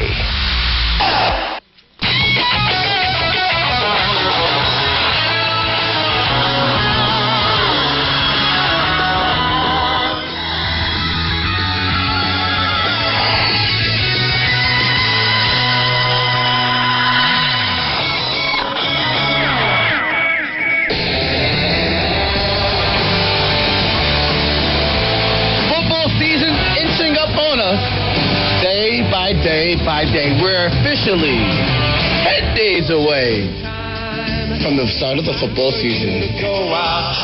It's opening time almost for the NFL season. Welcome to Game Night on ESPN Radio, the ESPN app, and SiriusXM Channel 80. You're listening to Harrison Stanford and Jonathan Zaslow. We are presented by Progressive Insurance. 1-888-SAY-ESPN. 1-888-729-3776 is the number that you can call to tap in with anybody here at ESPN Radio. Before we went to break, we discussed the probability, or we almost discussed the probability of the Pittsburgh Steelers potentially finishing with an under 500 record. For those who are not aware, Mike Tomlin has gone 17 straight, I repeat, 17 straight seasons with a 500 record or better. Could this be the year that he does it?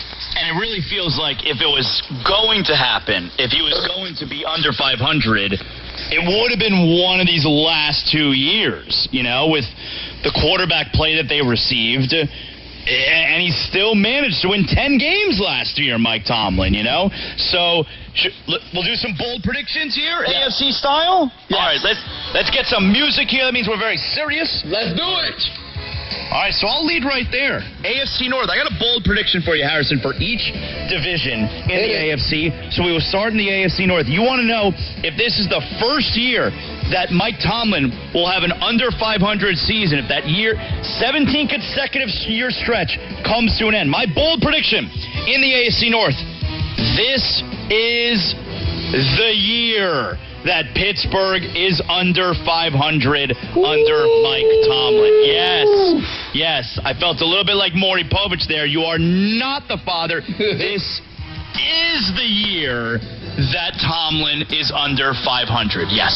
Hey, man, I don't blame you here. I mean, it's not just the uncertainty at the quarterback position. Obviously, at this moment in time, we don't know who's going to be the starter between Russell Wilson or Justin Fields. Frankly, the division is really good. It's too good. I mean, Joe Burrow is back. I mean, that Bengals team won 9 games last year while he was injured. Yeah. And then you still have the Baltimore Ravens. And we don't know what we're going to see from Deshaun Watson, but I have to assume it's still going to be better than what we saw last year. So, but now they're more ingratiated into football after spending so much time away. It's a tough division. I don't see it for the Pittsburgh Steelers. And as Brian was talking to us, there are some fans in the Pittsburgh Steelers fan base that are actually kind of frustrated they don't have a playoff win.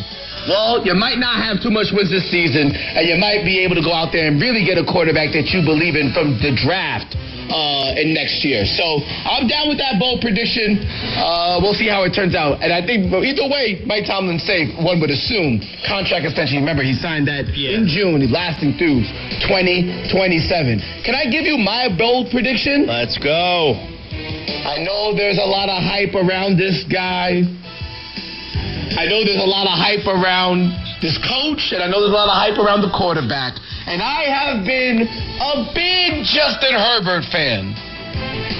But I don't think the Chargers are going to the playoffs. As a matter of fact, I think they're the third best team in the division. I think the total restructuring of what Jim Harbaugh is going to do with the Chargers does not match necessarily the quarterback talent or the wide receiver talent. What have we known from the Los Angeles Chargers over the past, ever since Justin Herbert got there?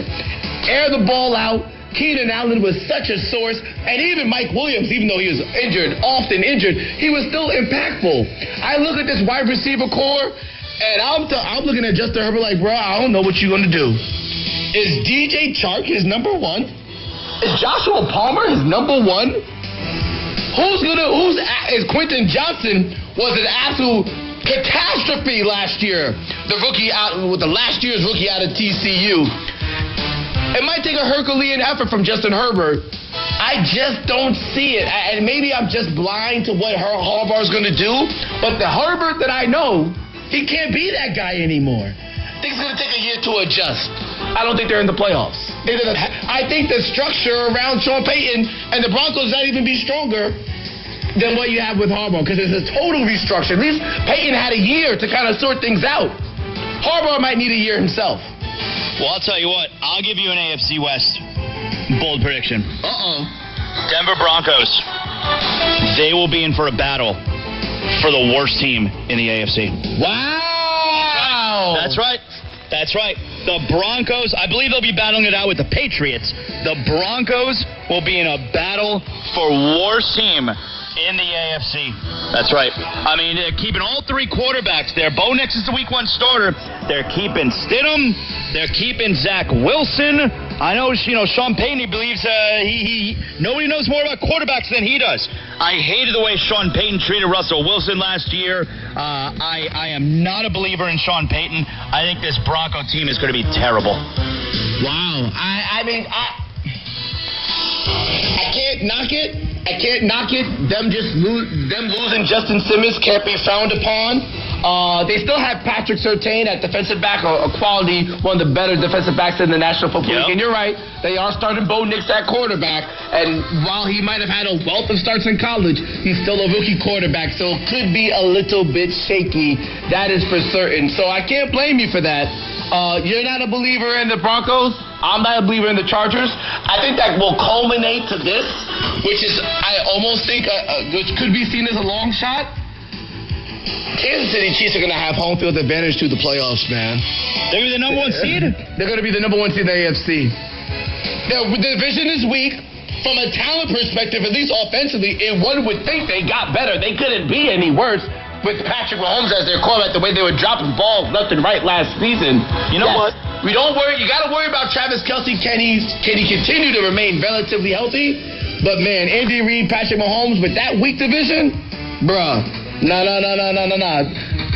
The AFC goes through Arrowhead one more time again. I got another one for you here. I'm going to give you a bold prediction in the AFC South. Bold prediction, AFC South, with Anthony Richardson now with a year under his belt. I know he only played 4 games. Didn't stop him from learning. His brain didn't stop working.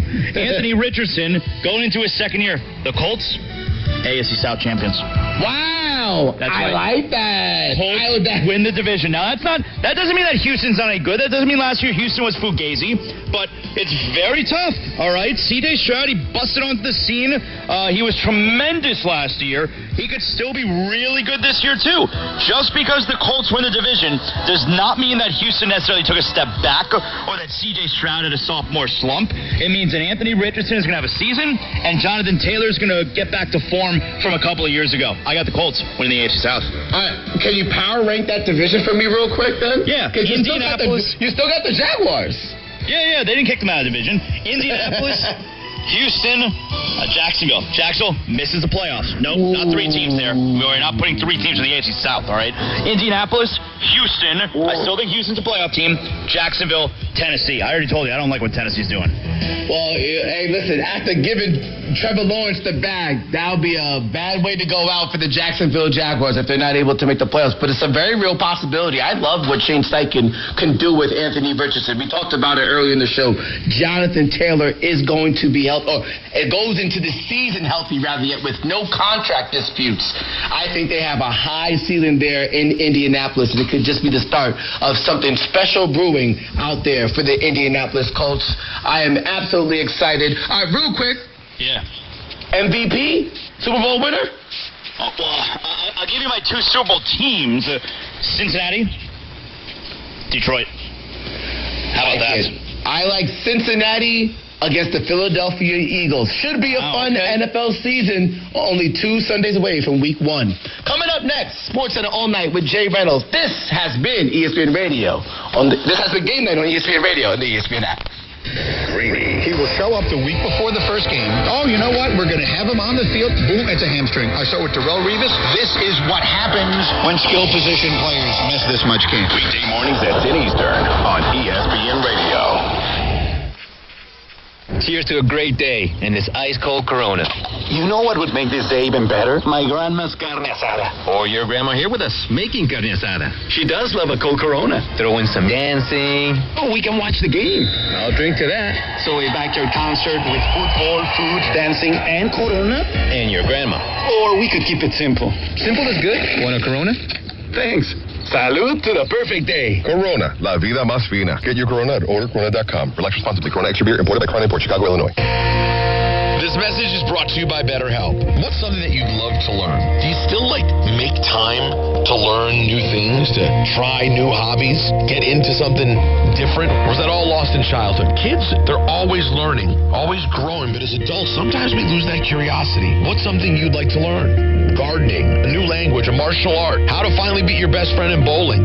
Therapy can help you reconnect with your sense of wonder, because your back-to-school era can come at any age. I know for me, therapy's been incredibly helpful in helping me find my way and finding my way back to some of my passions in life. If you've been thinking about therapy, consider giving BetterHelp a try. It's entirely online, designed to be convenient, flexible, and suited to your schedule. Just fill out a brief questionnaire to get matched with a licensed therapist and switch therapists at any time for no additional charge. Rediscover your curiosity with BetterHelp. Visit BetterHelp.com/Peter today to get 10% off your first month. That's BetterHelp.com/Peter. At City Harvest, we believe no New Yorker has to go hungry. With your help, we're on the road 365 days a year, rescuing over 77 million pounds of nutritious food and delivering it free to millions of New Yorkers, transforming surplus food into sustenance, sustainability, and smiles. Rallying thousands of New Yorkers to power a network of nourishment across our city. One day, one meal, and one New Yorker at a time. That's how we feed good. Every 40 seconds, a child is reported missing. That's 2,000 children every single day. It's a heart-wrenching reality that we can no longer ignore. Find the Children is a nonprofit organization dedicated to helping find missing kids. You can be a part of their mission by donating your unwanted vehicle, running or not. Call 1-800-294-0222. We guarantee that you will receive the maximum tax deduction. We provide fast, free pickup with 24-hour response. Call 1-800-294-0222. Find the Children provides crucial resources to help find missing children and educational materials to teach kids how to recognize and avoid predators. Our recovery programs have a proven track record of reuniting kids with their families. It's time to act. Donate your unwanted or unused car. Help us build a world where every child is safe. Pick up the phone and call 1-800-294-0222. Together, we can bring these kids home safely. This advertisement was paid for in partnership with Cars R Us and Find the Children. This 880 ESPN, WHSQ and WCBS FM HD2, WEPN FM New York. Coming up on Sports Center All Night.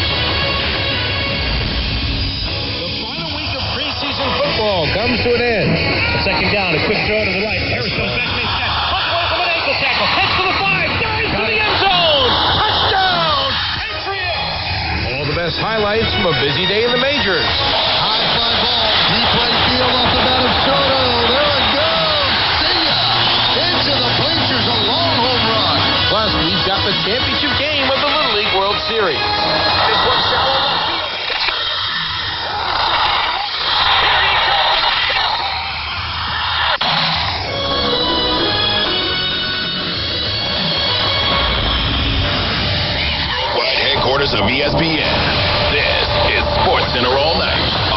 ESPN Radio and on the ESPN app. Now, here's Jay Reynolds. NFL preseason is in the books. So is the summer of your baseball all-star competitions. And if we learned one thing, fundamentals are key. That's straight ahead. Sports Center all night, ESPN Radio, the ESPN app, Sirius XM, Channel 80, your smart speaker. Just say play ESPN Radio. You name it, we're there. Your phone, your home, and yes, your car. Mention fundamentals being key to winning baseball games. But let's not forget the good old-fashioned hitting. High fly ball. Deep left center. Doyle back. See ya. Boarding flight 50. 50 home runs. Aaron Judge has done it again. Amazing. Michael Kay on the Yes Network in New York. That shot coming in the first. Fast forward to the seventh. High fly ball. Deep right field off the bat of Soto. There it goes. See ya. Into the bleachers. A long home run. And the Yankees lead 5-3. High fly ball. Right field. Way back. He's on the track. He's at the wall. Back to back. He's done it again. A 2-home run day for Judge. Home run number 51. And the Yankees lead. Back as Judge becomes the fifth player in baseball history with at least 3 50-homer seasons. Oh, wait, did I interrupt the inning? I'm sorry. That one is drilled deep to center field. Doyle back. Still back. Track. Wall. See ya. Oh, it's a Monument Park. Putting on a show. Back to back to back. You know, we've said it for years. That's physically impossible. You'd technically be shoulder to shoulder to shoulder 6 times around. But big offensive day for the Yankees. They beat the Rockies 10-3. Aaron Judge, 50th and 51st on the season. 51 homers, ties the most by a Yankee before September all time. A great accomplishment, but there's more to be done. You know, this team's got a big mission in front of them, and I think we're all focused on that right now. I don't think that really helps anybody if I try to go up there and hit homers. You know, I got to this point just trying to be a good hitter and be a good teammate, so that's what I'm going to try to do, and I feel like if I do that, we can look up at the end of the year, and I think the numbers will be where they're supposed to be, so it's kind of out of my control. Just go out there and do my job. Where are they supposed to be? We'll see, but we'll find out. 70? We'll see. Well, George Benson back there. Give me the night. Music in the air and lots of homers everywhere. Aaron Judge on pace for 63 this season, assuming he plays in all the remaining games. Second time with 50 homers before the month of September. Judge, Soto, Stanton, 3 consecutive homers in the 7th inning. The last time the Yankees hit 3 in a row, September of 2020. Been a lot of eyes on that race atop the American League East. Yankees get a win. As for the Orioles, they were playing the Sunday night baseball game against the Astros, and this one was highlighted by the 7th inning as well. Game tied at 3. Was tied at 3. Birch Smith, the 1-0. Bregman swings at a fly ball left field. Back and toward the corner is Slater. On the track, looks up at the fence. Gone, home run. Alex Bregman into the first row. Above the 384 sign. Number 21 for Bregman. And a 4-3 lead for the Astros. Just got out of here. Yainer Diaz swings at a fly ball. Left center field. Going. Gone. Back to back, and Diaz clobbered that one. 16th for Diaz and a 5-3 lead now for the Astros. Back to back, we can do that. Works. Astros double up the Orioles 6-3. Houston leading the AL West. Baltimore falls game and a half back in the AL East behind the Yankees. Game was here on ESPN Radio. Roxy Bernstein, Greg Olson had the call for us. Back out to Camden Yards. Roxy? All right, Jay. 6-3, the Astros on Sunday Night Baseball knock off the Baltimore Orioles, 2 teams that are likely headed to the postseason. Played a terrific series. They split a 4-game set this weekend. Tonight for the Astros, Greg, outstanding pitching, some timely hitting, as 5 of the 6 runs coming with 2 outs, including homers by Alex Bregman and Yainer Diaz. Yusei Kikuchi has made 5 starts since getting traded to Houston. The Astros have won all 5. Yeah, Kikuchi was good. Made 1 pitch to Urias that he ended up taking out for a 3-run home run. But Kikuchi only gave up 2 hits. He was really good.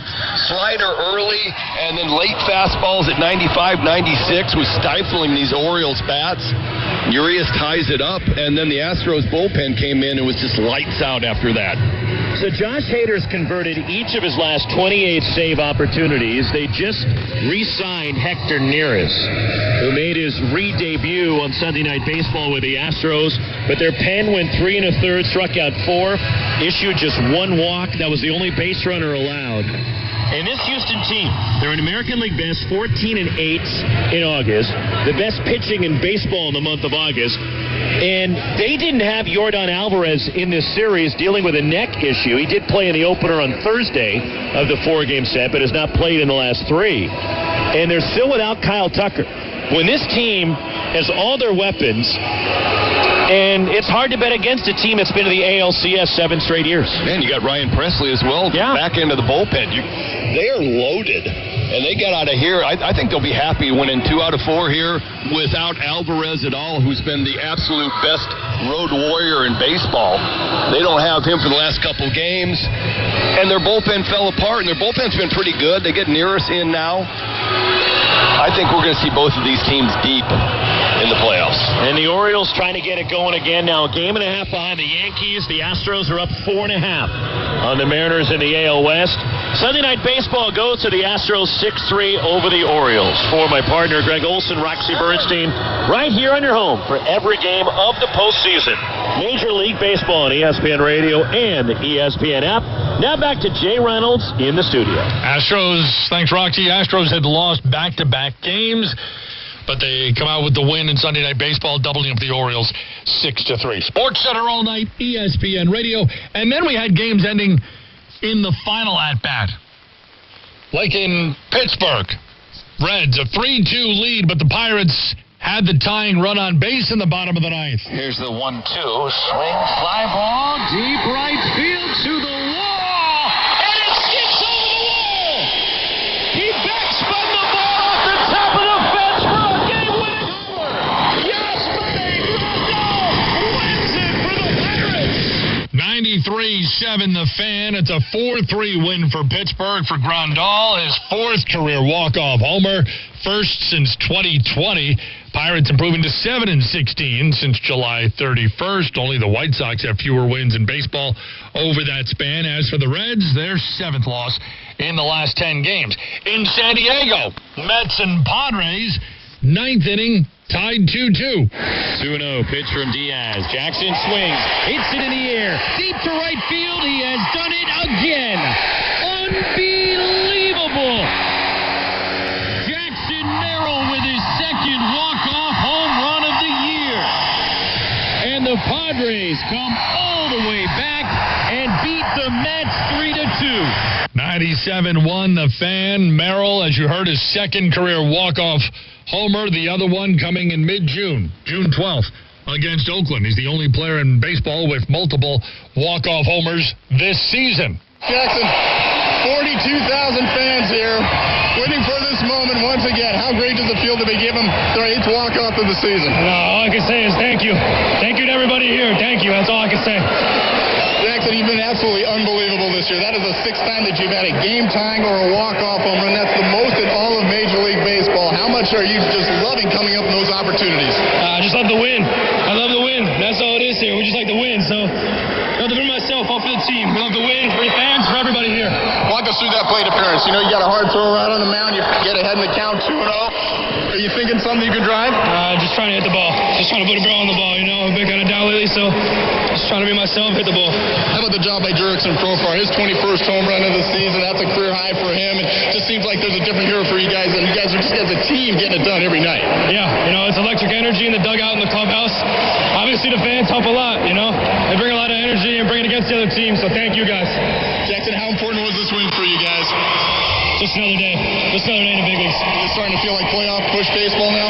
Awesome. It's awesome. Yeah, it does, but we want the playoffs so bad. Jackson Merrill with his 5th career game-tying or go-ahead homer in the 9th inning or later. He breaks a tie with Mel Ott for the most by a player at the age of 21 or younger all time. The Mets led this one 2-0 going to the 8th inning. 6th loss this season for the Mets when leading by multiple runs entering the 8th inning. That's the most losses in baseball. 6 for the Mets. Sports Center all night, ESPN Radio. Speaking of games ending in the final at-bat, to Williamsport. Little League World Series championship matchup. 6 innings, not enough to decide the matchup between Chinese Taipei and the team from Lake Mary, Florida. So, extra innings. Game still tied in the 8th. And that's where Little League uses the international tiebreaker, starting with the runner at second base. Bunting situation, right? You bet. First pitch of the at-bat in the bottom of the 8th. Will they bunt Alexander with the runner at second base, Norton? Down. Oh, it's perfect. Right there, he's got to win the Little League World Series championship. Carl Ravitch called it on ESPN and ABC. Great bunt down the first base line. The pitcher and the first baseman both went for the ball as they were supposed to. The second baseman, though, broke towards second base, so nobody was covering first when the pitcher picked it up and tried to get the out on the sacrifice. The ball, as a result, goes into right field. The runner scores from second, and that's how the championship is decided. Lake Mary trailed in the 6th inning of the U.S. Championship. They trailed in the 6th inning of the World Series Championship. ESPN's Julie Foudy. I got DJ Miestas, of course, Lathan Norton, and Coach with me. Holy cow, you three. Let's just start, DJ, with you.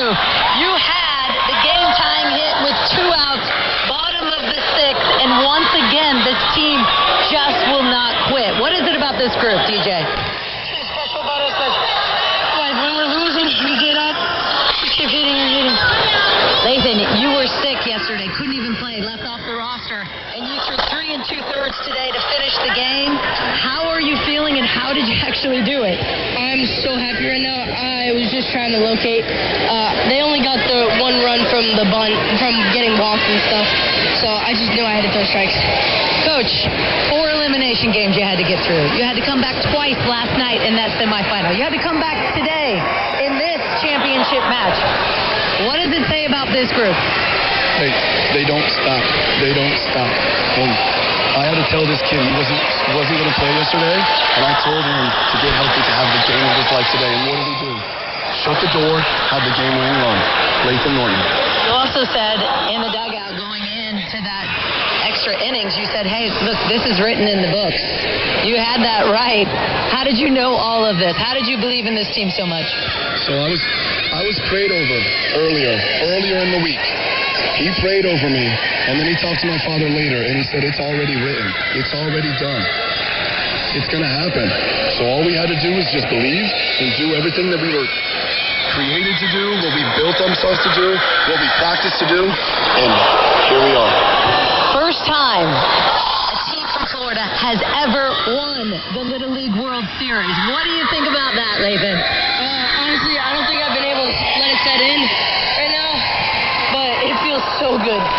What about you, DJ? First time for Florida. How about that? What are the people at home saying? I did it. You guys are all good. You guys are the best. You've talked a lot about this being the summer of redemption. You thought you should have been here last year. You proved yourselves to come back this year, and what a finish that was. When you think about what you've all had to get through, what's going to stick with you the most with this group?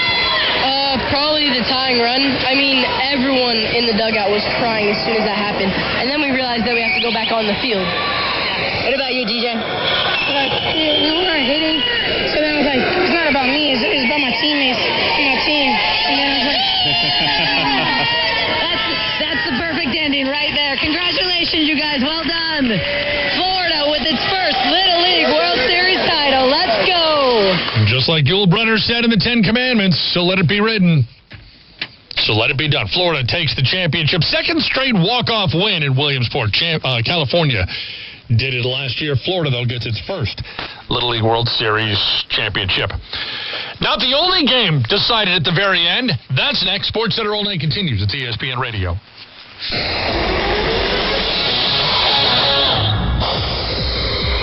Michelle Smallman, and coming up Monday, college football is underway, and I'm going to tell you who the biggest threat is to Ohio State and Georgia. It's on SportsCenter, like 6 a.m. Eastern, right here on ESPN Radio, ESPN2, and ESPNU. More SportsCenter All Night. Coming up next. Hey, New York, Michelle Scalisi here with Security Dodge, and we're back, baby! With the best deals in well over 4 years, Security Dodge is having a fire sale. It's wild! Like payments on a new 2024 Grand Cherokee Altitude X for only $349 a month. Or how about go with the limited Jeep Grand Cherokee for $399 a month? Or how about lease the new Ram 1500 for $499 a month? All zero down. It's wild! Shop 24/7 at securitydodge.com during our Make This the Summer event. To hit a home run, everything needs to line up perfectly. No different than finding the person you want to marry. When the time comes to propose, well, do what I did. Visit the engagement experts at London Jewelers. They'll make shopping for a ring easy and help you hit it out of the park. Let them help you pick or design the perfect ring to fit any budget from their 2 by London collection. London Jewelers is committed to getting it just right. So visit London Jewelers today at any of their 7 locations, including the Americana Mall and the mall at Short Hills. Mention I told you to stop by, and you'll get the Michael K. treatment. This is John D'Agostino from D'Agostino & Associates. It's not easy being an accident victim these days. I mean, how do you choose the right lawyer? The radio, TV, buses, and billboards are filled with law firms making the same old promises, bragging about the same big results. They talk about their proven track record and hope they'll get you to sign on the dotted line. But then what? If a lawyer tells you from day one what your case is worth, please turn around and run. If the lawyer tells you how quickly they'll get your case settled, I beg you, turn around and run. The right lawyer is not a fortune teller. The right lawyer is honest, straightforward, and knows every case is different. He or she will have the experience to get you every dollar you deserve at the right time. So if you want to know your rights, and you want to be told the truth, call D'Agostino & Associates today at 888-24-LAW-24. That's 888-24-LAW-24, and ask for me, John D'Agostino, because I've been there, and I'll be there for you. D'Agostino, law, bite back. We all hear the radio ads about the IRS. They tell you to be afraid, to be scared, and they try to frighten you into calling. I'm not here to do that. Tax Relief Advocates is different. TRA is here to tell you that if you owe money to the IRS, whether it's $5,000, $50,000, or $500,000, we have a solution. It doesn't matter if you're sitting in your car, at work, or with your kids. No matter where you are, call now. 800-575-6759. Don't lose hope. TRA can eliminate or reduce what you owe to the IRS. Generous programs are now available that can give you a fresh start.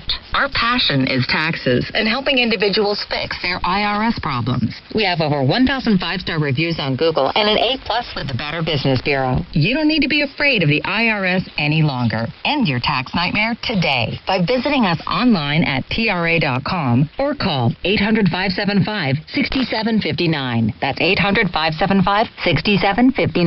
Tax Relief Advocates. Real solutions for real people.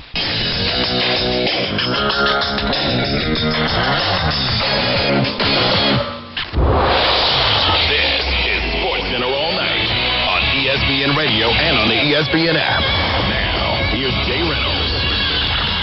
SportsCenter All Night presented by Progressive Insurance. Cars, homes, boats, motorcycles, RVs, and more at Progressive.com. NASCAR's regular season finale is at Darlington, and Martin Truex should be feeling perhaps a little confident. There are 13 of the 16 postseason spots locked up. Truex is in the midst for one of the remaining 3. If he's not even a lock at this point, he has a 58-point cushion in the playoff standings. Most any driver can make up at Darlington is just about 60 points. Truex is out in front by 58. SportsCenter All Night, ESPN Radio. Snap to the quarterback. A fake and a roll to the right. He's going to keep, and he's going to waltz into the end zone. Touchdown, Patriots! And Drake May. At the end of the day, day. I'm just fortunate to be able to get out there and get some reps and try to make those some opportunities. NFL preseason wrapping up on Sunday. Washington facing New England. Jacoby Brissett started the game, played one series, completed 2 of his 4 passes, 19 yards. Then Drake May. Leverett to snap it back to May. A second down, a quick throw to the right. Harris goes back, makes catch. Runs away from an ankle tackle. Heads to the 5. Dives to the end zone. Touchdown, Patriots! Drake May, 13 of 20, 106 yards passing, a touchdown. He played 5 series. I think it felt good being out there. I think the biggest thing is just hurting ourselves offensively. Stalling drives with penalties, and I got to get us out of the huddle probably faster. Other than that, had a snap on the ground, just little things like that. Got to clean up, but at the same time, it's a good learning experience for us, and get ready for when things are start counting. So. Drake May and the Patriots will be visiting the Bengals in Week 1 on